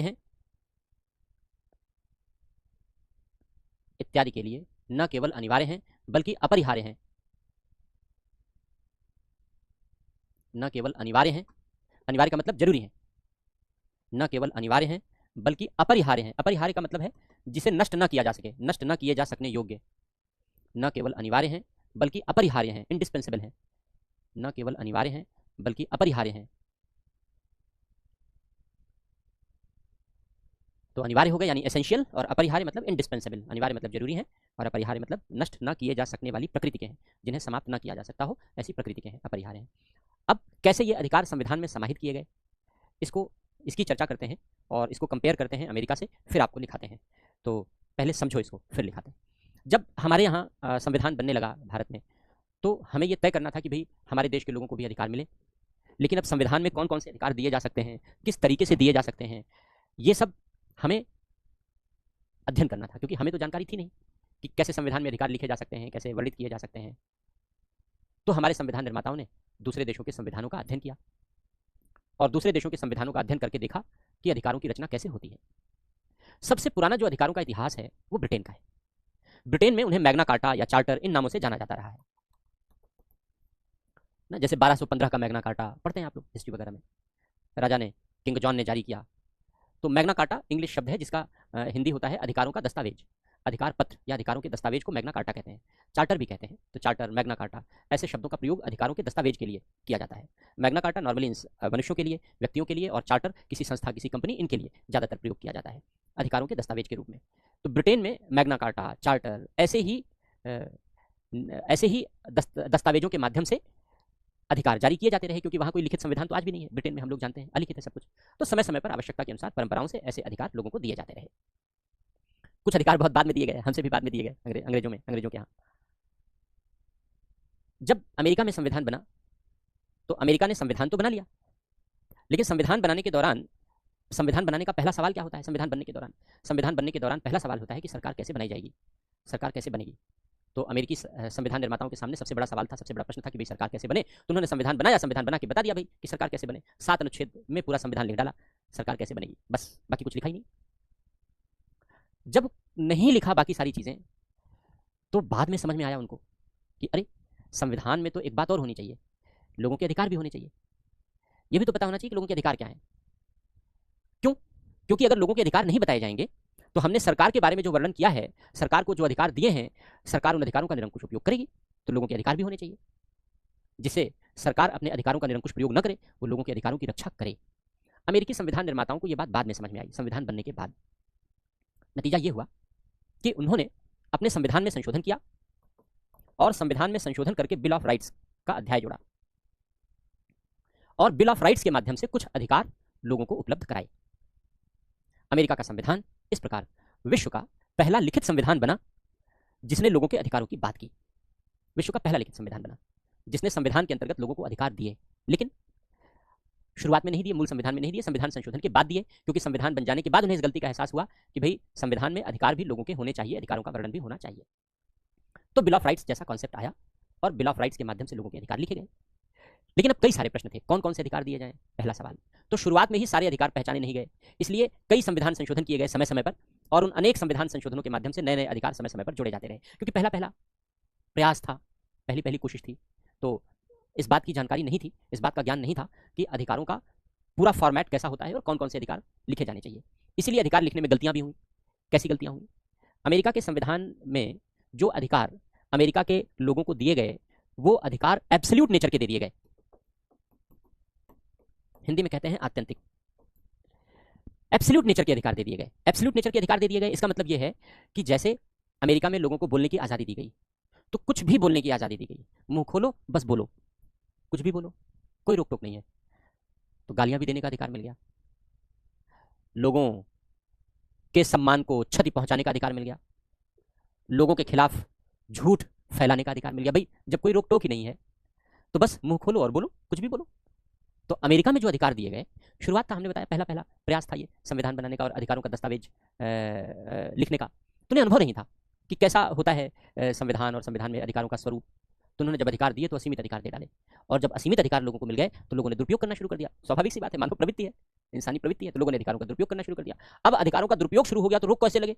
तो रोक लगाने के लिए अमेरिका के सुप्रीम कोर्ट को हस्तक्षेप करना पड़ा, बार बार बार बार बार बार मुकदमा जाता था, और नतीजा ये हुआ कि अमेरिका में बिल ऑफ राइट्स का फाइनल स्वरूप अमेरिकी न्यायालय के हस्तक्षेप से तय हुआ है। अमेरिकी न्यायालय के हस्तक्षेप से तय हुआ है। वहां बिल ऑफ राइट्स अमेरिकी संविधान में लिखे गए। इसके बाद अमेरिका के सर्वोच्च न्यायालय ने हर अधिकार की व्याख्या करके उस पर सीमाएं तय की कि भाई मुंह तो खोलोगे लेकिन सब कुछ नहीं बोलोगे, बोलने पर सीमा होगी, बोलने पर अंकुश होगा, दूसरों को गाली नहीं दे सकते, सम्मान को क्षति नहीं पहुंचा सकते, आदि आदि। लेकिन यह काम वहां का संविधान नहीं कर पाया, यह काम करना पड़ा अमेरिका के सुप्रीम कोर्ट को। ऐसे ही दूसरी बात, अमेरिका चूंकि पूंजीवादी देश है आप जानते हैं, तो वहां लोगों को बिल ऑफ राइट्स तो दिए गए, लेकिन अब जैसे समानता का अधिकार है मान लो, तो अब जो पूंजीपति हैं क्या उनको समानता का अधिकार चाहिए? नहीं चाहिए। वो तो चाहेंगे कि अंतर बना रहे, भेदभाव बना रहे। तो पूंजीवादी व्यवस्था है, तो उनको लगा कि ये तो बड़ा गड़बड़ है, ये जो अधिकार दिया गया। तो अमेरिका में लोगों को ये अधिकार दिया गया, ये अवसर है कि कोई भी व्यक्ति चाहे तो वो अपने अधिकार का परित्याग कर सकता है। उसको कहते हैं डॉक्ट्रिन ऑफ वेवर। अमेरिका में वहां के नागरिकों को यह अधिकार है कि जो बिल ऑफ राइट्स उन्हें दिए गए हैं वो उनका परित्याग कर सकते हैं, मुझे नहीं चाहिए ये अधिकार, इस बात की छूट है उन्हें। लेकिन क्या भारतीय परिवेश में कल्पना करो तो क्या इस तरीके की चीजें भारतीय परिवेश के लिए तर्कसंगत हो सकती थी? नहीं हो सकती थी, नहीं हो सकती थी। इसलिए हमने मूल अधिकार का कॉन्सेप्ट तो अमेरिका से अडॉप्ट किया, अमेरिका के बिल ऑफ राइट्स के आधार पर हमने संविधान में मूल अधिकारों का समावेश किया। लेकिन हमने देखा कि अमेरिका में बिल ऑफ राइट्स लिखने में जो कमियां रह गई थी वो कमियां हमारे संविधान में न रह जाएं। जैसे अमेरिका में सारे अधिकार आत्यंतिक रूप से उपलब्ध कराए गए, एब्सोल्यूट नेचर के उपलब्ध कराए गए, उन पर कोई सीमा नहीं लगाई गई, दुरुपयोग की संभावनाएं बढ़ गई। अमेरिका के उच्चतम न्यायालय को बार बार हस्तक्षेप करना पड़ा, पुलिस जैसी शक्ति का प्रयोग करना पड़ा। पुलिस जैसी शक्ति का मतलब क्या है? अब हम किसी को रोक टोक लगाते हैं तो उस शक्ति को क्या कहते हैं? पुलिस पावर कहते हैं, डॉक्ट्रिन ऑफ पुलिस पावर कहते हैं, पुलिस शक्ति का सिद्धांत कहते हैं ना। रोक टोक लगाने की शक्ति, नियंत्रण करने की शक्ति, वो पुलिस शक्ति कहलाती है। तो जो काम संविधान निर्माताओं का था, जो काम वहां की कांग्रेस संसद का था, वो काम वहां के उच्चतम न्यायालय को निभाना पड़ा, पुलिस पावर का यूज करना पड़ा। तो हमारे संविधान निर्माताओं ने तय किया कि इतनी अस्पष्टता हमारे मूलाधिकारों में नहीं रहेगी, हमारे मूलाधिकार पूरी तरीके से क्रिस्टल क्लियर रहेंगे, कौन कौन से अधिकार होंगे, उन अधिकारों पर सीमाएं क्या होंगी, सब कुछ संविधान में स्पष्ट रूप से लिखा होगा। तो हमारे संविधान में ये स्पष्टता आपको देखने को मिलेगी। हम लोग जब फंडामेंटल राइट पढ़ेंगे तो बताएंगे कि भाई कौन कौन से अधिकार हमारे यहाँ हैं, उन अधिकारों पर सीमाएं क्या हैं। तो भारतीय संविधान में जो फंडामेंटल राइट्स हैं वो आत्यंतिक प्रकृति के नहीं हैं, एब्सोल्यूट नेचर के नहीं है, अर्थात उन अधिकारों पर रोक टोक लगाई जा सकती है, सीमाएं निर्बंधन आरोपित किए जा सकते हैं। कब, कैसे, कहां, वो हम लोग एक एक अधिकार पढ़ेंगे तो चर्चा करेंगे। जैसे बोलने की आज़ादी है, लेकिन इसका ये मतलब नहीं है कि आप कुछ भी बोलें, उसकी एक सीमा भी है, उस सीमा का ध्यान भी आपको रखना होता है, अन्यथा न्यायालय में मुकदमेबाजी होती है। इसी तरीके से भारत में, अमेरिका में तो लोगों को अधिकार है कि वो अपने अधिकार त्याग सकते हैं, भारत में नागरिकों को यह अधिकार नहीं दिया गया कि कोई अपना अधिकार त्याग सके या किसी को उसके अधिकार से वंचित किया जा सके। तो यहाँ पर स्वेच्छा से किसी भी नागरिक को अपने अधिकार को त्यागने का अधिकार नहीं है। इसके अलावा हमने अमेरिकी अनुभव के आधार पर बहुत सारे अधिकारों का समावेश किया। हमारी परिस्थितियां अमेरिकी परिस्थितियों से भिन्न है, विविधता अमेरिकी विविधता से अधिक भिन्न है, इसलिए हमारे संविधान में जो अधिकार समावेशित किए गए वो अमेरिका में वर्णित अधिकारों की तुलना में काफ़ी व्यापक है। समता का अधिकार, स्वतंत्रता का अधिकार आदि जो अधिकार हमारे संविधान में लिखे गए हैं वो अमेरिका में वर्णित किए गए मूल अधिकारों की तुलना में अत्यंत व्यापक है, अत्यंत विशाल है। कैसे हैं वो हम लोग जब आगे पढ़ेंगे तो आपको समझाएंगे। जैसे अमेरिका में समता का अधिकार, बराबरी का अधिकार दिया गया है, हमारे यहाँ भी है, बराबरी का अधिकार है। हमारे यहाँ समता का अधिकार विधि के समक्ष समता और विधियों के समान संरक्षण दो रूपों में है, अमेरिका में केवल विधि के समान संरक्षण के रूप में है। टेक्निकल है, वो आगे समझाएंगे, आपको आगे लिखाएंगे। तो कहने का आशय ये है कि हमारे यहाँ जो अधिकारों की रचना की गई है वो चूंकि हमने अमेरिकी परिस्थितियों का अध्ययन किया, उनके अनुभव से सीखा, उनके अनुभव से सीख करके हमने अच्छाइयों को ग्रहण किया है और उन अच्छाइयों में हमने बहुत सारी बातें समय समय पर शामिल की हैं। जैसे एक बड़ा प्रचलित सा क्वेश्चन है, क्वेश्चन आता है प्री मेन में, ड्यू प्रोसेस ऑफ लॉ, नाम सुना होगा आपने, नहीं भी सुना होगा तो आगे पढ़ाएंगे आर्टिकल 21 जब समझाएंगे तब, कि ड्यू प्रोसेस ऑफ लॉ और प्रोसीजर एस्टैब्लिश्ड बाय लॉ, ये दो अलग अलग तरीके के कॉन्सेप्ट हैं जो हमारे संविधान में दिए गए हैं, प्रतिपादित किए गए हैं। तो पहले इतना लिखो जो मैंने आपको लिखाया है, फिर आगे चर्चा करते हैं। लिखो, हेडिंग लिखो मूलाधिकारों का स्रोत हेडिंग लिखो मूलाधिकारों का स्रोत। लिखो, भारतीय संविधान में मूल अधिकार अमेरिकी संविधान में वर्णित बिल ऑफ राइट्स से ग्रहण किए गए हैं। अमेरिकी संविधान में वर्णित बिल ऑफ राइट्स से ग्रहण किए गए हैं। अमेरिका का संविधान विश्व का प्रथम लिखित संविधान है, विश्व का प्रथम लिखित संविधान है जिसमें अधिकारों को सम्मिलित किया गया, शामिल किया गया, अधिकारों को सम्मिलित किया गया। अमेरिकी संविधान में अधिकारों को शामिल करने की प्रेरणा, अमेरिकी संविधान में अधिकारों को शामिल करने की प्रेरणा ब्रिटेन के मैग्ना कार्टा और फ्रांस के नागरिकों के अधिकारों से प्राप्त हुई,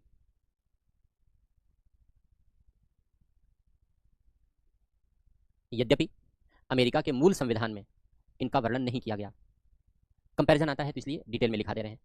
अमेरिका के मूल संविधान में इसका वर्णन नहीं किया गया, बल्कि विभिन्न संविधान संशोधनों के माध्यम से इन्हें समय समय पर संविधान में सम्मिलित किया गया। विभिन्न संविधान संशोधनों के माध्यम से इन्हें समय समय पर संविधान में सम्मिलित किया गया।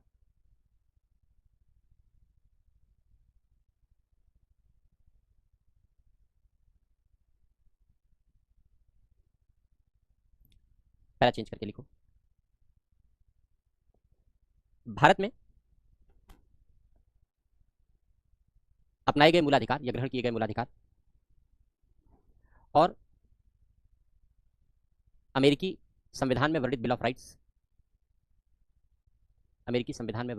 के मध्य अंतर विद्यमान रहे हैं।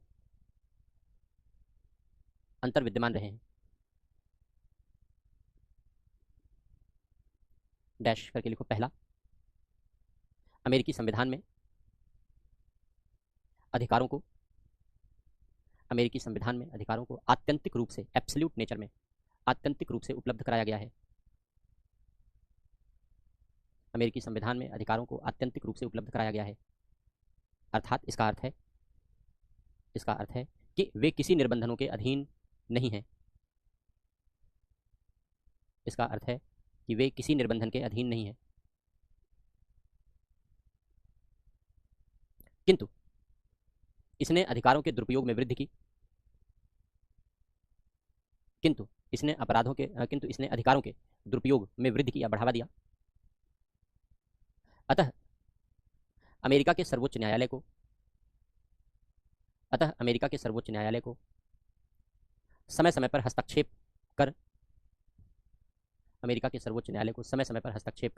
पुलिस शक्ति का प्रयोग करना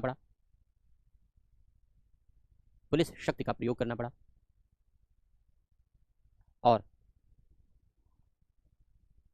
अधिकारों के प्रयोग को विनियमित किया गया। रेगुलेट यानी नियंत्रण के अधीन किया गया। नियंत्रण के अधीन किया गया।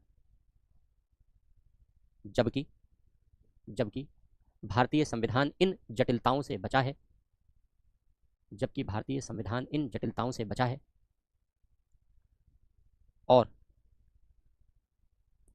आत्यंतिक रूप से अधिकार उपलब्ध नहीं कराए गए हैं और आत्यंतिक रूप से अधिकार उपलब्ध नहीं कराए गए हैं। अधिकारों के लिए निर्बंधन के आधार, निर्बंधन सीमाओं, अधिकारों के लिए निर्बंधन के आधार संविधान में ही लिख दिए गए हैं, संविधान में ही लिख दिए गए हैं। अगला पॉइंट लिखो, नेक्स्ट लिखो। भारतीय संविधान में वर्णित किए गए मूल अधिकार, भारतीय संविधान में वर्णित किए गए मूल अधिकार अमेरिकी बिल ऑफ राइट, अमेरिकी बिल ऑफ राइट्स, अमेरिकी बिल ऑफ राइट्स की तुलना में व्यापक है, अमेरिकी बिल ऑफ राइट्स की तुलना में व्यापक है।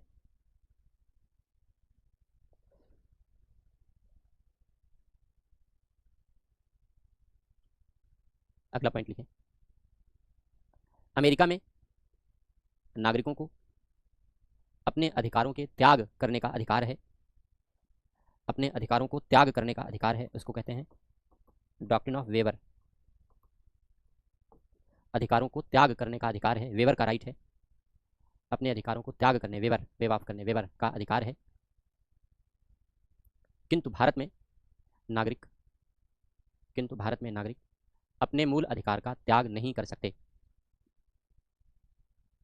भारत में नागरिक अपने मूल अधिकार का त्याग नहीं कर सकते। यह हो गया मूल अधिकार का अर्थ क्या है, स्रोत क्या है। अब मूलाधिकारों को पढ़ने के लिए हम लोग पार्ट 3 का जो क्लासिफिकेशन है आर्टिकल वाइज वो पढ़ लेते हैं हम लोग। आर्टिकल 12 से शुरू होता है, इसको नाम दिया गया है सामान्य। सामान्य में दो बातें बताई गई हैं, एक है राज्य और दूसरा है विधियां, लॉज। राज्य है आर्टिकल 12, विधियां है आर्टिकल 13। इसके बाद फिर मूल अधिकार, जितने भी फंडामेंटल राइट्स हैं उन मूलाधिकारों का वर्णन है आर्टिकल 14 से लेकर के आर्टिकल 32 तक। जैसे समता का अधिकार है, स्वतंत्रता का अधिकार है, शोषण के विरुद्ध अधिकार है, धर्म की स्वतंत्रता का अधिकार है इत्यादि। ये सारे फंडामेंटल राइट्स हैं हमारे, ये सब मूल अधिकार हैं हमारे जो इसमें वर्णित किए गए हैं। फिर इन मूलाधिकारों के अपवाद भी हैं।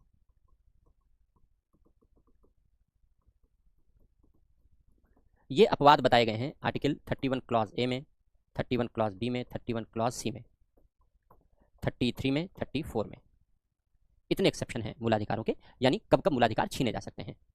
और अन्य अपवाद हम पढ़ चुके हैं। कहां पढ़ चुके हैं? भाग 18 में, आपातकाल के दौरान, आर्टिकल 358 और आर्टिकल 359 कि जैसे ही राष्ट्रीय आपात लगता है आर्टिकल 19 के अधिकार निलंबित हो जाते हैं, बाकी के अधिकार राष्ट्रपति निलंबित कर सकता है आर्टिकल 20 और 21 के अधिकार को छोड़कर। ये चर्चा कर चुके हैं। 20, 21 के अधिकार क्या है यहाँ पर पढ़ेंगे। और अंतिम जो प्रावधान है भाग 3 में वह है मूल अधिकारों का प्रवर्तन।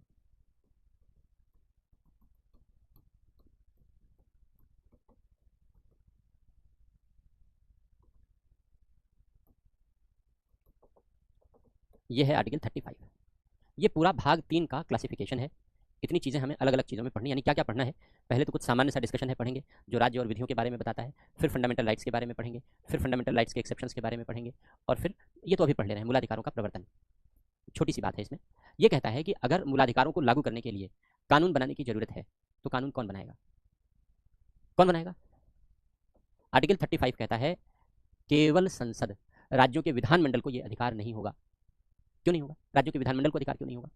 इसलिए क्योंकि राज्यों के विधानमंडल अगर कानून बनाएंगे तो अपने अपने राज्य में अलग अलग तरीके से बनाएंगे, तो मूलाधिकारों को ही अलग अलग तरीके से लागू किया जाएगा। जबकि मूलाधिकार पूरे देश में एक तरीके से लागू होने चाहिए, समान तरीके से लागू होने चाहिए, और समान तरीके से लागू केवल एक ही कानून होता है, संसद का कानून पूरे देश में समान तरीके से लागू होता है। इसलिए आर्टिकल 35 कहता है कि मूलाधिकारों को लागू करने के लिए केवल संसद कानून बना सकती है। ये आर्टिकल केवल प्री के लिए है। क्वेश्चन आ सकता है कि मूलाधिकारों को लागू करने के लिए कौन कौन कानून बना सकता है? संसद, राज्य विधानमंडल, दोनों, इस तरीके के ऑप्शन दिए जा सकते हैं। तो यहाँ पर लिखो फंडामेंटल राइट को लागू करने के लिए मात्र संसद विधि बना सकती है, राज्य विधान मंडल नहीं। राज्य विधानमंडल को कानून बनाने का अधिकार नहीं। मूलाधिकारों को लागू करने के लिए, कानून बनाने के लिए केवल और केवल संसद को अधिकार है कि वो मूलाधिकारों को लागू करने के लिए कानून बनाए। तो ये आर्टिकल 35 है जो हमने पहले पढ़ लिया। अब बाकी के आर्टिकल 12 से लेकर के हम लोग बाकी के अधिकारों के बारे में बाकी के विषय में हम लोग चर्चा करने जा रहे हैं। तो सबसे पहले आर्टिकल 12, राज्य, स्टेट। अब ये जो आर्टिकल 12 है, राज्य है, ये किस लिए बनाया गया है? आर्टिकल 12 इसलिए बनाया गया है, हमने अभी आपको बताया कि अधिकार क्या है, दावे हैं, क्लेम है। हम दावा कर सकते हैं अपने लिए कि भाई हमको चाहिए बराबरी का अधिकार, चाहिए हमको समानता का अधिकार, चाहिए स्वतंत्रता का अधिकार, चाहिए हमको, तो हमको चाहिए, नहीं दोगे तो न्यायालय में मुकदमा करेंगे। किससे मांगेंगे कि हमको दो, और किसके खिलाफ मुकदमा करेंगे?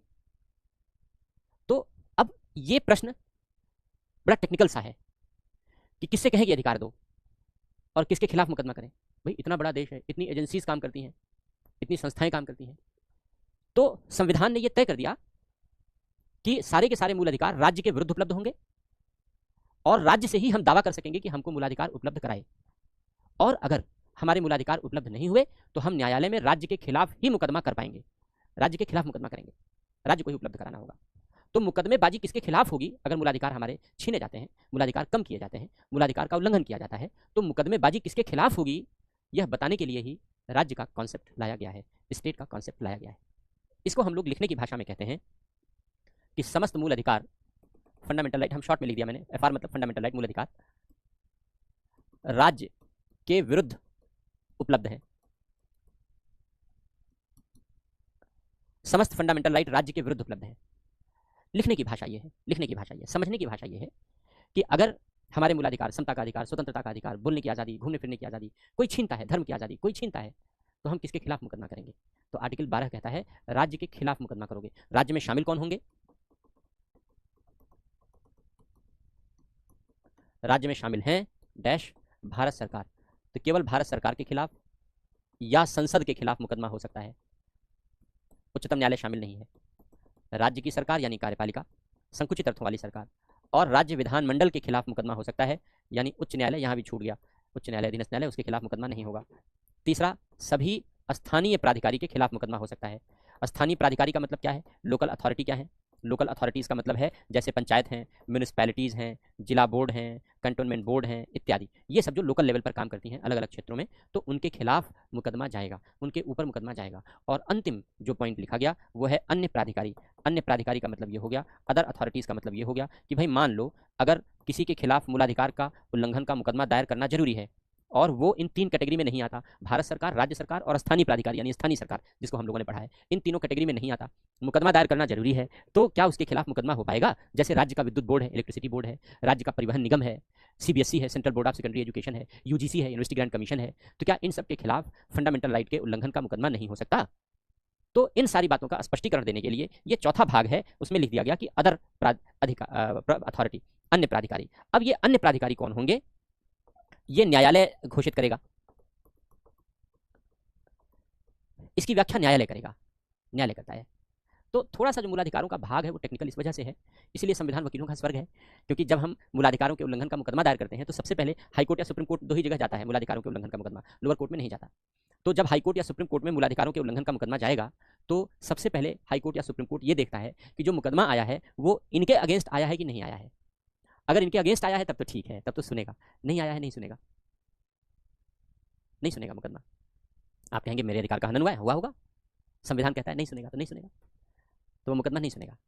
अब मान लो इन 3 अथॉरिटी के अलावा चौथी अथॉरिटी, अदर अथॉरिटी, राज्य विद्युत बोर्ड के खिलाफ, राज्य विद्युत निगम या बोर्ड जो भी है अलग अलग राज्यों में, राज्य परिवहन निगम, सीबीएसई, इनके खिलाफ, central board of secondary education, सब एग्जाम पास करके आए होंगे, राज्य शिक्षा बोर्ड, इसके खिलाफ मुकदमा आ गया, अब ये तो लिखा नहीं है। तो न्यायालय सबसे पहले यह विचार करेगा कि आप जिसके खिलाफ मुकदमा लेकर आए हैं वो आर्टिकल 12 की परिभाषा में इस डी कैटेगरी में राज्य के रूप में शामिल किया जाए या ना किया जाए। अगर न्यायालय ये कह देगा कि हाँ राज्य है, मुकदमा सुनेंगे, तब तो मूलाधिकारों के उल्लंघन के मामले की सुनवाई होगी। और अगर राज्य ने ये कह दिया, अगर न्यायालय ने ये कह दिया कि यह आर्टिकल 12 के अंतर्गत राज्य नहीं आता, जैसे प्राइवेट सेक्टर है, तो भाई प्राइवेट सेक्टर राज्य नहीं है, क्योंकि प्राइवेट सेक्टर है, भले ही सड़क बना रहे हैं, पुल बना रहे हैं, गिर जा रहा है, देख रहे हैं आप, लेकिन वो प्राइवेट सेक्टर है, राज्य नहीं है। तो आर्टिकल 12 के अंतर्गत राज्य नहीं है तो उन पर मूलाधिकारों के उल्लंघन का मुकदमा फिर नहीं बनेगा, नहीं बन पाएगा, भले ही वो सरकारी कामकाज कर रहे हैं, लेकिन राज्य नहीं है तो मुकदमा नहीं बनेगा। एनसीईआरटी है, एनसीईआरटी राज्य नहीं है, उसके खिलाफ मूलाधिकार के उल्लंघन का मुकदमा नहीं जाएगा। न्यायालय ने कहा है एक मामले में, न्यायालय राज्य नहीं है, कहीं लिखा नहीं है न्यायालय, भारत सरकार और संसद उच्चतम न्यायालय छोड़ दिया, राज्य सरकार और राज्य विधानमंडल उच्च न्यायालय और अधीनस्थ न्यायालय छोड़ दिया, तो न्यायालय राज्य नहीं है इसके मुताबिक, तो न्यायालय के खिलाफ मूल अधिकारों के उल्लंघन का मुकदमा नहीं जाएगा। तो मूल अधिकारों के उल्लंघन के मुकदमे की सुनवाई तभी होगी जब दावा राज्य के विरुद्ध प्रस्तुत किया गया हो, तभी होगी। इसीलिए संविधान को वकीलों का स्वर्ग कहते हैं। एक ओर से तो हमको अधिकार दिए ढेर सारे, अब पढ़ा लिखा आदमी नहीं समझ पाता, ये जो आर्टिकल 12 है वो पढ़े लिखे आदमी की समझ से बाहर है। गांव का बेचारा गरीब आदमी, किसान, मजदूर क्या समझेगा काहे का मूल अधिकार और काहे का स्टेट का कॉन्सेप्ट और कैसी व्यवस्था और कैसी उपलब्धता। तो संविधान वकीलों का स्वर्ग है, वकील की मदद लेता है, वकील बताता है कि भाई ये बात है, तब मुकदमा करेंगे हम। अब वो भी बेचारा हाँ सर हिला देता है, उसे क्या पता, उसे लगता है वकील साहब जो कह रहे हैं ठीक ही कह रहे हैं, बहुत विश्वास करके आया है वो कि न्याय दिलाएंगे, नहीं दिलाएंगे बात अलग है। तो हालांकि मुझे लगता है शायद इतना टेक्निकल बनाने की जरूरत नहीं थी, इसको थोड़ा और आसान किया जा सकता था। तो मूल अधिकार केवल राज्य के विरुद्ध उपलब्ध है, राज्य के अंतर्गत ये बातें आती हैं, आपको ये याद रखना है, बाकी की जरूरत नहीं है। व्याख्या और सारी चीजें, न्यायालय कैसे जजमेंट देता है, उन सब टेक्निकलिटीज में हम लोग नहीं जा रहे हैं। विधियों के विषय में, विधियों के विषय में एक बात तो ये हो गई, स्पष्ट रूप से तय हो गई कि मूलाधिकारों का मुकदमा केवल राज्य के खिलाफ जाएगा, राज्य में कौन कौन शामिल है। अब दूसरी बात यह है कि मान लो कोई कानून बना और उस कानून को मूलाधिकारों के उल्लंघन में बनाया गया, या उस कानून का कोई हिस्सा मूलाधिकारों का उल्लंघन करता है, या उस कानून को लागू करने से किसी मूलाधिकार का उल्लंघन होने लगता है, तब क्या होगा, ऐसी परिस्थितियों में क्या होगा। तो ऐसी परिस्थितियों की व्याख्या करने के लिए आर्टिकल 13 बनाया गया है, जिसमें विधियों के बारे में इसी तरीके के प्रश्नों का उत्तर दिया गया है। और इसमें जो पहला उत्तर है, सबसे बढ़िया उत्तर, उसको कहते हैं न्यायिक पुनर्विलोकन। याद करो, हमने ये कॉन्सेप्ट छोड़ा था जब हमने सुप्रीम कोर्ट पढ़ाया था, हमने कहा था इसकी विस्तार से व्याख्या करेंगे आगे। इस शब्द का प्रयोग कॉन्स्टिट्यूशन में नहीं है, लेकिन हम जो पढ़ने जा रहे हैं वो यही कॉन्सेप्ट है, जुडिशियल रिव्यू इसको कहते हैं। आर्टिकल 13 क्लॉज 2 है, आर्टिकल 13 क्लॉज 2 है, ये विधि न्यायिक पुनर्विलोकन के बारे में बताता है। हमने आपको जब सुप्रीम कोर्ट पढ़ाया था तो हमने कहा था कि न्यायिक पुनर्विलोकन हम लोग आगे विस्तार से पढ़ेंगे। तो आज हम लोग न्यायिक पुनर्विलोकन बहुत विस्तार से पढ़ने जा रहे हैं। समझाते हैं एक एक करके, फिर लिखाते हैं आपको। आर्टिकल 13 क्लॉज 2 ये कहता है कोई ऐसा कानून नहीं बनाया जा सकता, कोई ऐसी विधि नहीं बनाई जा सकती, यानी कोई ऐसा कानून नहीं बनाया जा सकता जो भाग 3 में दिए गए मूलाधिकारों को कम करता हो, छीनता हो या समाप्त करता हो। कोई ऐसा कानून नहीं बन सकता, कोई ऐसी विधि नहीं बनाई जा सकती। कानून कौन बनाता है? संसद बनाती है, राज्य विधानमंडल बनाता है, ये कानून बनाने वाली संस्थाएं। तो ये कोई ऐसा कानून नहीं बना सकती जो भाग 3 में दिए गए मूलाधिकारों को कम करे, छीने या खत्म करे या समाप्त करे। अगर कोई ऐसा कानून बनाया जाएगा तो न्यायालय को यह शक्ति होगी कि न्यायालय इस कानून को शून्य घोषित कर दे। अगर ऐसा कानून बना तो न्यायालय को यह शक्ति होगी कि न्यायालय उस कानून को शून्य, असंवैधानिक, अस्तित्वविहीन घोषित कर दे। न्यायालय की इसी शक्ति को न्यायिक पुनर्विलोकन कहते हैं। इसका अर्थ यह हुआ कि न्यायिक पुनर्विलोकन का अर्थ यह नहीं है, न्यायिक पुनर्विलोकन का अर्थ यह नहीं है कि न्यायालय अपने निर्णय की जांच करेगा, यह अर्थ नहीं है। न्यायिक पुनर्विलोकन का अर्थ यह भी नहीं है कि न्यायालय अधीनस्थ न्यायालय द्वारा दिए गए निर्णय की जांच करेगा, बल्कि न्यायिक पुनर्विलोकन का अर्थ यह है कि न्यायालय किसी कानून की जांच करेगा। और किस चीज की? किसी कानून की संवैधानिकता की जांच करेगा। तो न्यायिक पुनर्विलोकन का अर्थ है न्यायालय द्वारा कानून की संवैधानिकता की जांच करना। तो न्यायालय द्वारा कानूनों की संवैधानिकता की जांच करना न्यायिक पुनर्विलोकन कहलाता है।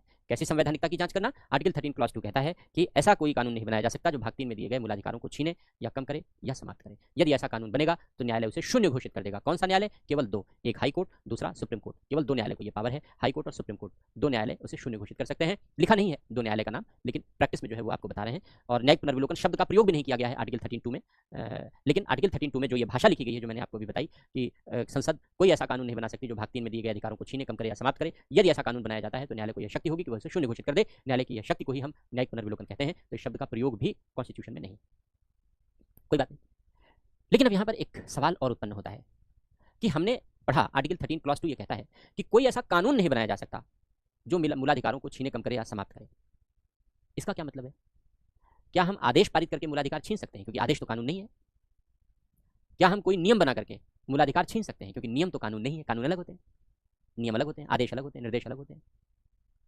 तो क्या हम नियम, कानून, क्या हम नियम, विनियम, आदेश ये सब बना करके मूलाधिकार छीन सकते हैं? क्योंकि संसद तो केवल कानूनों की संवैधानिकता की जांच करती है, आर्टिकल 13 क्लॉज 2 कहता है।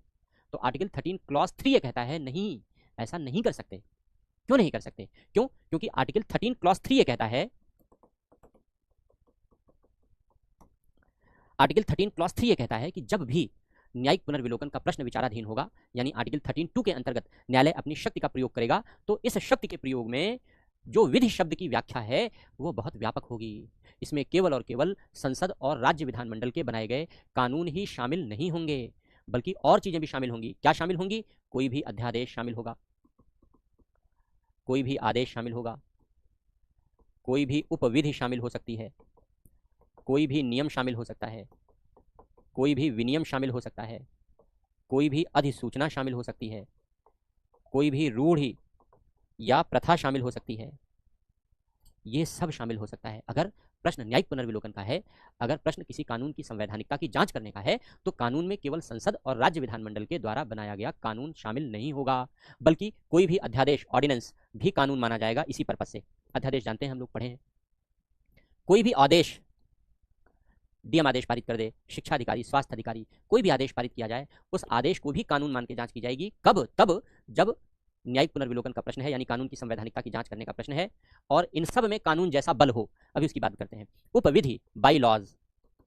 बाई लॉज का मतलब है कि संसद या राज्य विधानमंडल ने जो कानून बनाया है, उनके अधीन लोकल बॉडीज कोई टैक्सेशन से रिलेटेड या कोई भी निर्णय लेती हैं, कोई भी कानून की व्याख्या करती हैं, तो बाई लॉज, उपविधि। नियम, रूल्स। नियम होते हैं, किसी चीज़ को लागू करने के लिए बनाए जाते हैं, कार्यवाही तय करते हैं, दिशा बताते हैं। जैसे अभी आपने देखा कि उत्तराखंड में यूनिफॉर्म सिविल कोड बनाया गया। करंट एग्जाम्पल इसलिए बता रहे हैं। उत्तराखंड में यूनिफॉर्म सिविल कोड बनाया गया पिछले साल, देखा आप लोगों ने, बन गया, लेकिन लागू नहीं हुआ अभी तक। क्यों? क्योंकि नियम नहीं बने। लागू कोई चीज़ तब होती है जब, कानून तब लागू होता है जब नियम बन जाते हैं, क्योंकि नियम ही बताते हैं कोई चीज़ लागू कैसे होगी। कार्यवाही की रूपरेखा क्या होगी वो नियम बताते हैं। तो नियम बन रहा है वहां पर, मैक्सिमम बन गया है। आज पेपर में, इसलिए मैंने बताया आपको, कल पेपर में था कि वहां नियमावली तैयार की जा रही है, उसको सेट ऑफ रूल्स कहते हैं। नियमावली तैयार की जा रही है, नियम जैसे बन जाएंगे वो लागू हो जाएगा। तो बिना नियम बने कोई कानून लागू नहीं हो सकता, क्योंकि नियम ही बताते हैं लागू करने का तरीका क्या होगा। विनियम,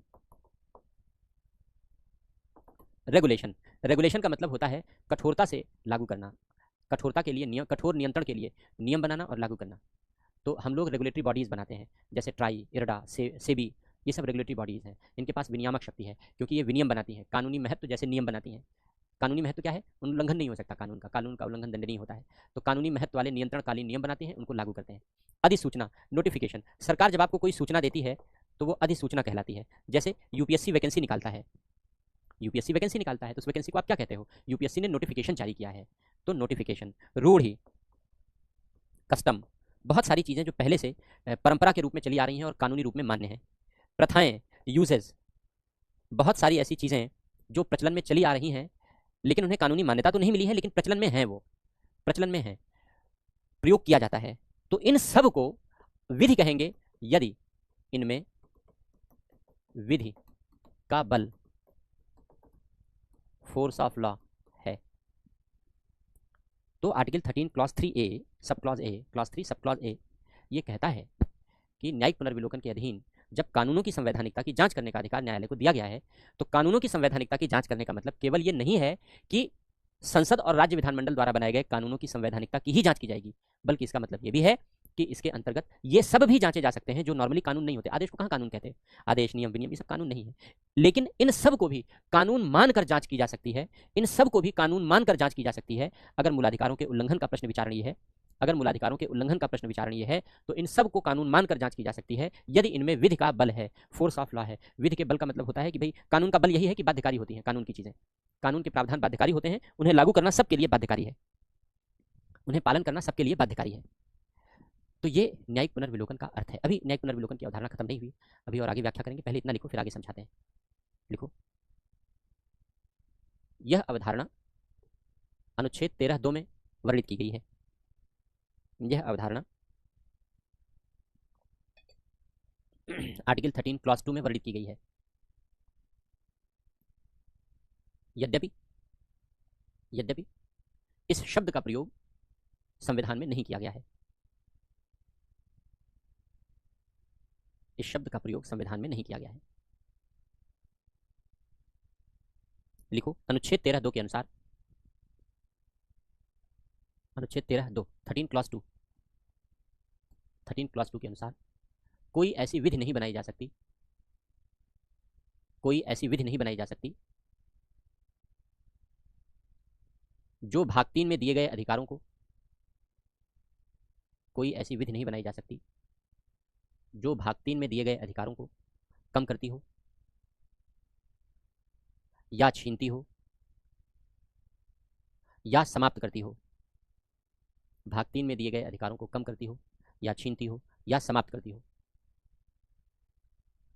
यदि ऐसी विधि निर्मित की जाती है, यदि ऐसी विधि निर्मित की जाती है तो न्यायालय को यह शक्ति होगी, तो न्यायालय को यह शक्ति होगी कि वह इसे शून्य घोषित कर दे, तो न्यायालय को यह शक्ति होगी कि वह इसे शून्य घोषित कर दे।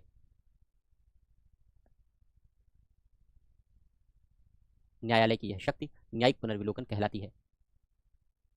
न्यायालय ब्रैकेट में लिख लो हाई कोर्ट सुप्रीम कोर्ट, ये लिखा नहीं है लेकिन इसका मतलब यही होता है, कॉन्स्टिट्यूशन में नहीं लिखा है लेकिन इसका मतलब यही है। न्यायालय ब्रैकेट में लिखो हाई कोर्ट सुप्रीम कोर्ट। न्यायालय की यह शक्ति न्यायिक पुनर्विलोकन कहलाती है।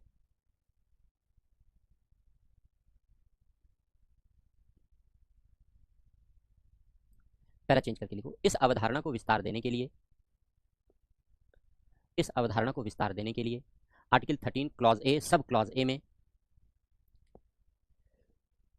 इस अवधारणा को विस्तार देने के लिए article 13 clause A sub clause A में विधि की विस्तार पूर्वक व्याख्या की गई है।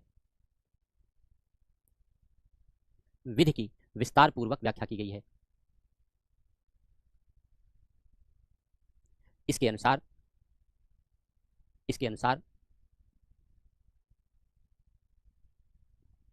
भाग 3 के उद्देश्य के लिए यानी मूलाधिकारों के लिए, इसके अनुसार भाग 3 के उद्देश्य के लिए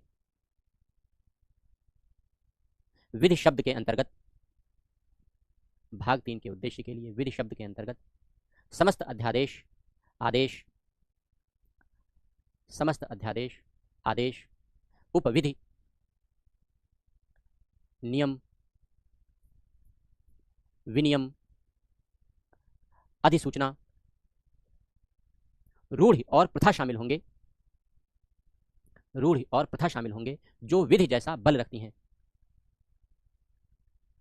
जो विधि जैसा बल रखती हैं।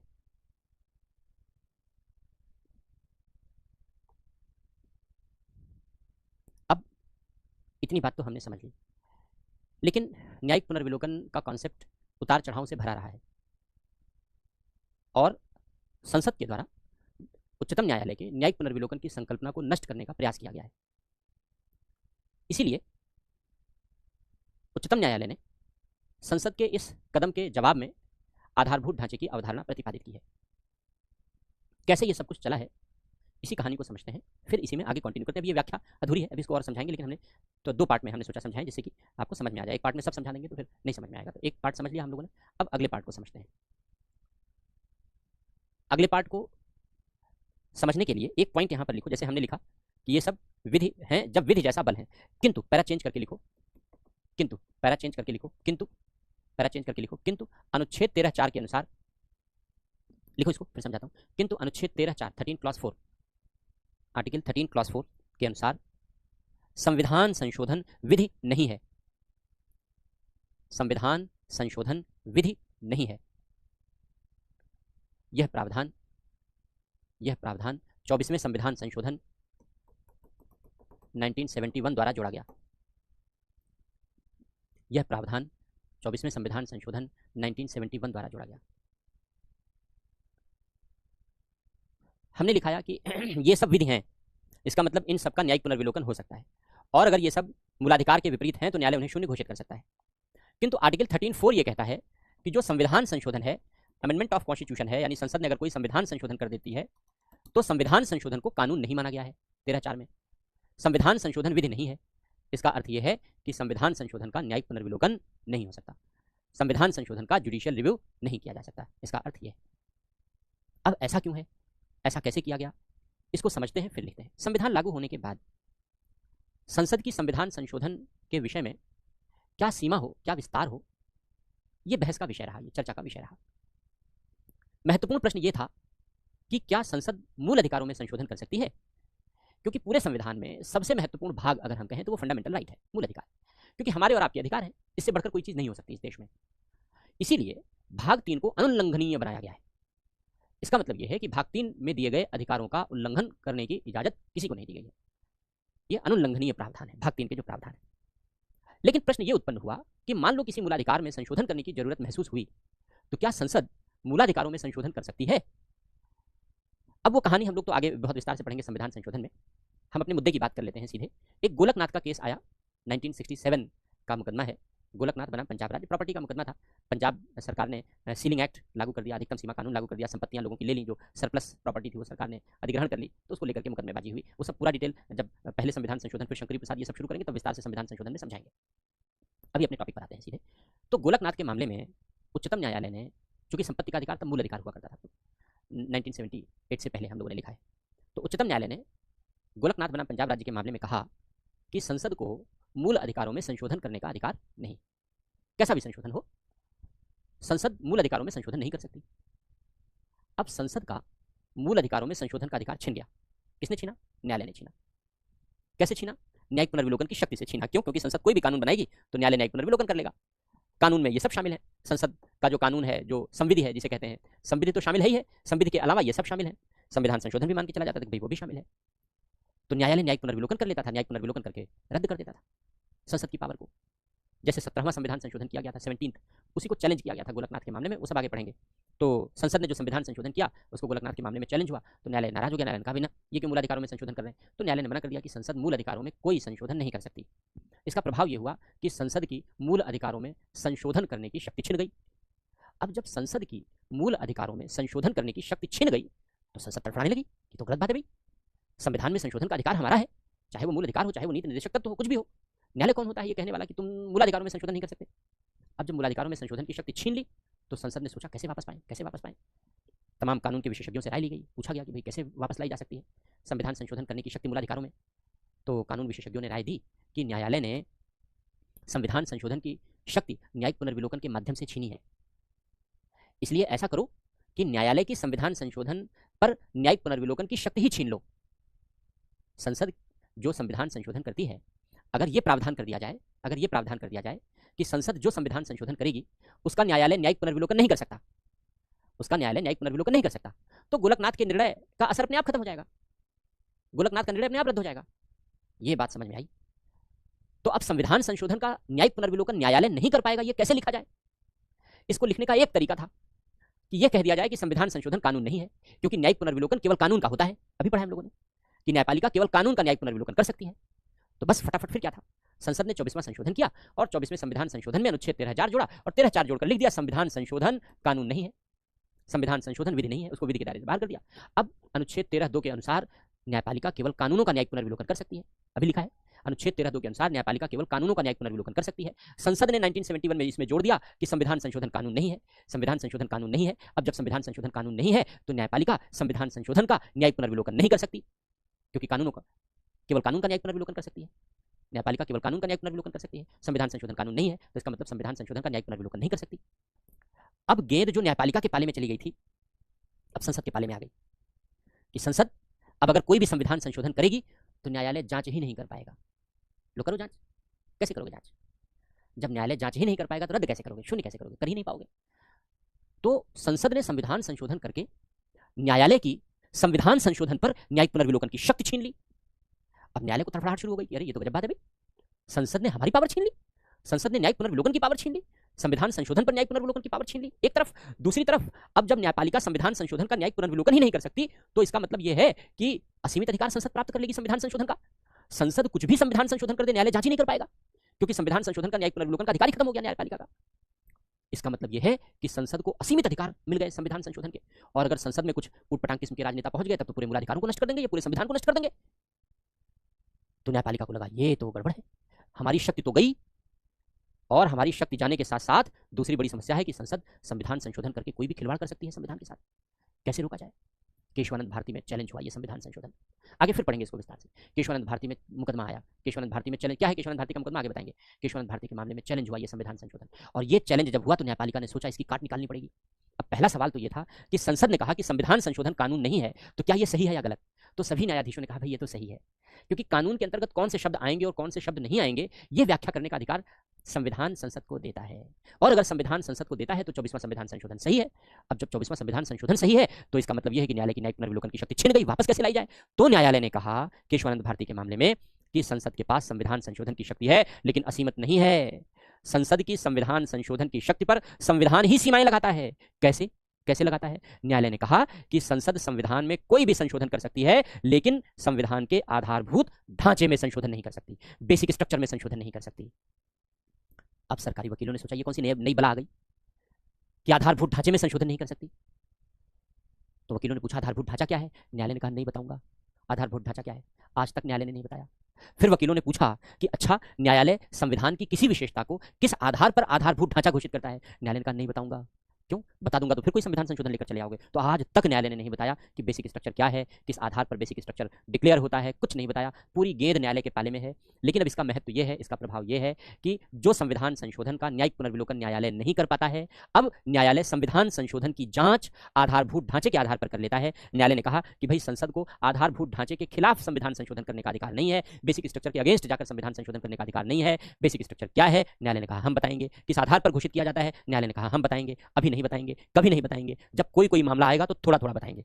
तो संसद को आज तक नहीं पता कि क्या है और कैसे है, पूरी गेंद न्यायपालिका के पाले में है। इसका दूसरा इंपैक्ट यह है कि न्यायालय संविधान संशोधनों की आधारभूत ढांचे के आधार पर जांच कर लेता है। संविधान संशोधनों की मूलाधिकार के उल्लंघन के आधार पर जांच नहीं कर सकता, क्योंकि न्यायिक पुनर्विलोकन नहीं हो सकता। क्यों? क्योंकि संविधान संशोधन कानून नहीं है और न्यायिक पुनर्विलोकन केवल कानून का होता है, तो संविधान संशोधन का न्यायिक पुनर्विलोकन नहीं हो सकता। लेकिन केशवानंद के मामले में उच्चतम न्यायालय ने कहा कि संविधान संशोधन की जांच हम इस आधार पर करेंगे कि वह मूल अधिकार का उल्लंघन तो नहीं करता, कि वह आधारभूत ढांचे का उल्लंघन तो नहीं करता। न्यायालय ने कहा कि संविधान संशोधन की जांच हम इस आधार पर करेंगे कि वो आधारभूत ढांचे का उल्लंघन तो नहीं करता। और न्यायालय ने कहा हम किसी भी चीज को आधारभूत ढांचा घोषित कर सकते हैं। जैसे समता के अधिकार की बारी आई तो न्यायालय ने कहा समता का अधिकार आधारभूत ढांचा है। अब समता के अधिकार के लिए कानून, समता के अधिकार के उल्लंघन में कोई संविधान संशोधन किया गया तो न्यायिक पुनर्विलोकन नहीं हो सकता। लेकिन समता के अधिकार में के उल्लंघन में अगर कोई संविधान संशोधन किया गया तो न्यायालय कहेगा कि समता के अधिकार को हमने आधारभूत ढांचा घोषित किया है, इसलिए हम आधारभूत ढांचे के आधार पर जांच करेंगे। तो बात तो वही हो गई कि न्यायालय जांच कर लेता है और शून्य घोषित कर सकता है। तो जो शक्ति न्यायालय की 24वें संविधान संशोधन के माध्यम से छीनने की कोशिश की गई, उस शक्ति को न्यायालय ने आधारभूत ढांचे के माध्यम से पाने की कोशिश की है। कौन सी शक्ति छीनने की कोशिश की गई थी? न्यायिक पुनर्विलोकन की। आधारभूत ढांचे के माध्यम से पाने की कोशिश की गई, इसलिए न्यायिक पुनर्विलोकन की शक्ति और आधारभूत ढांचे की अवधारणा दोनों एक ही उद्देश्य को पूरा करते हैं कि संसद संविधान के विरुद्ध या मूलाधिकारों के विरुद्ध कोई संविधान संशोधन न करने पाए। इसलिए दोनों अवधारणाएं एक दूसरे की पूरक मानी जाती हैं, एक दूसरे के उद्देश्य को पूरा करती हैं। ये कॉन्सेप्ट बेसिकली आधारभूत ढांचे का कॉन्सेप्ट हमारा खुद का जन्मा कॉन्सेप्ट है। और जो न्यायिक पुनर्विलोकन की अवधारणा है वो अमेरिकी अवधारणा है। अमेरिका में पहली बार मार्बरी बनाम मेडिसन के मामले में ये अवधारणा दी गई थी, लेकिन हमारे यहाँ इसका प्रयोग खूब होता है, खूब विस्तार से होता है। देखो, और अब आधारभूत ढांचा ने इसको और विस्तार दे दिया है। तो यहाँ तक मैंने आपको लिखाया था पैरा चेंज करके, किंतु अनुच्छेद 13(4) के अनुसार संविधान संशोधन कानून नहीं है, ये लिखाया था मैंने आपको। और मैंने ये लिखा है कि यह प्रावधान 24वें संविधान संशोधन 1971 के द्वारा जोड़ा गया। लिखो इसमें, आगे लिखो। इस प्रकार इस संविधान संशोधन के माध्यम से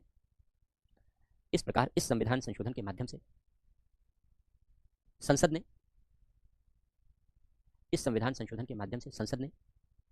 संविधान संशोधनों पर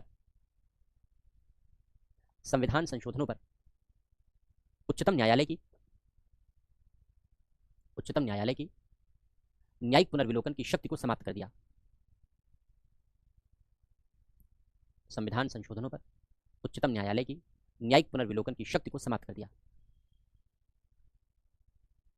दूसरी ओर संसद को संविधान संशोधन की असीमित शक्ति प्रदान कर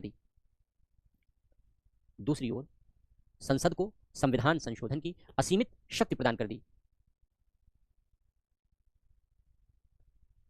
जिसके गंभीर दुष्परिणाम भविष्य में हो सकते थे।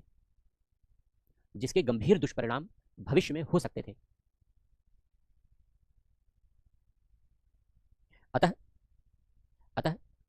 संसद की इस निरंकुशता को रोकने के लिए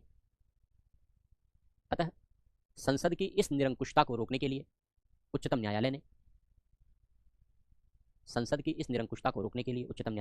केशवानंद भारती बनाम केरल राज्य के मामले में आधारभूत ढांचे की अवधारणा प्रतिपादित की। बेसिक स्ट्रक्चर, आधारभूत ढांचे की अवधारणा प्रतिपादित की। और न्यायालय ने कहा कि वह संसद के द्वारा किए गए संविधान संशोधनों की बेसिक स्ट्रक्चर, इंग्लिश में जरूर लिख लेना क्योंकि इसके हिंदी अनुवाद अलग अलग मिलते हैं।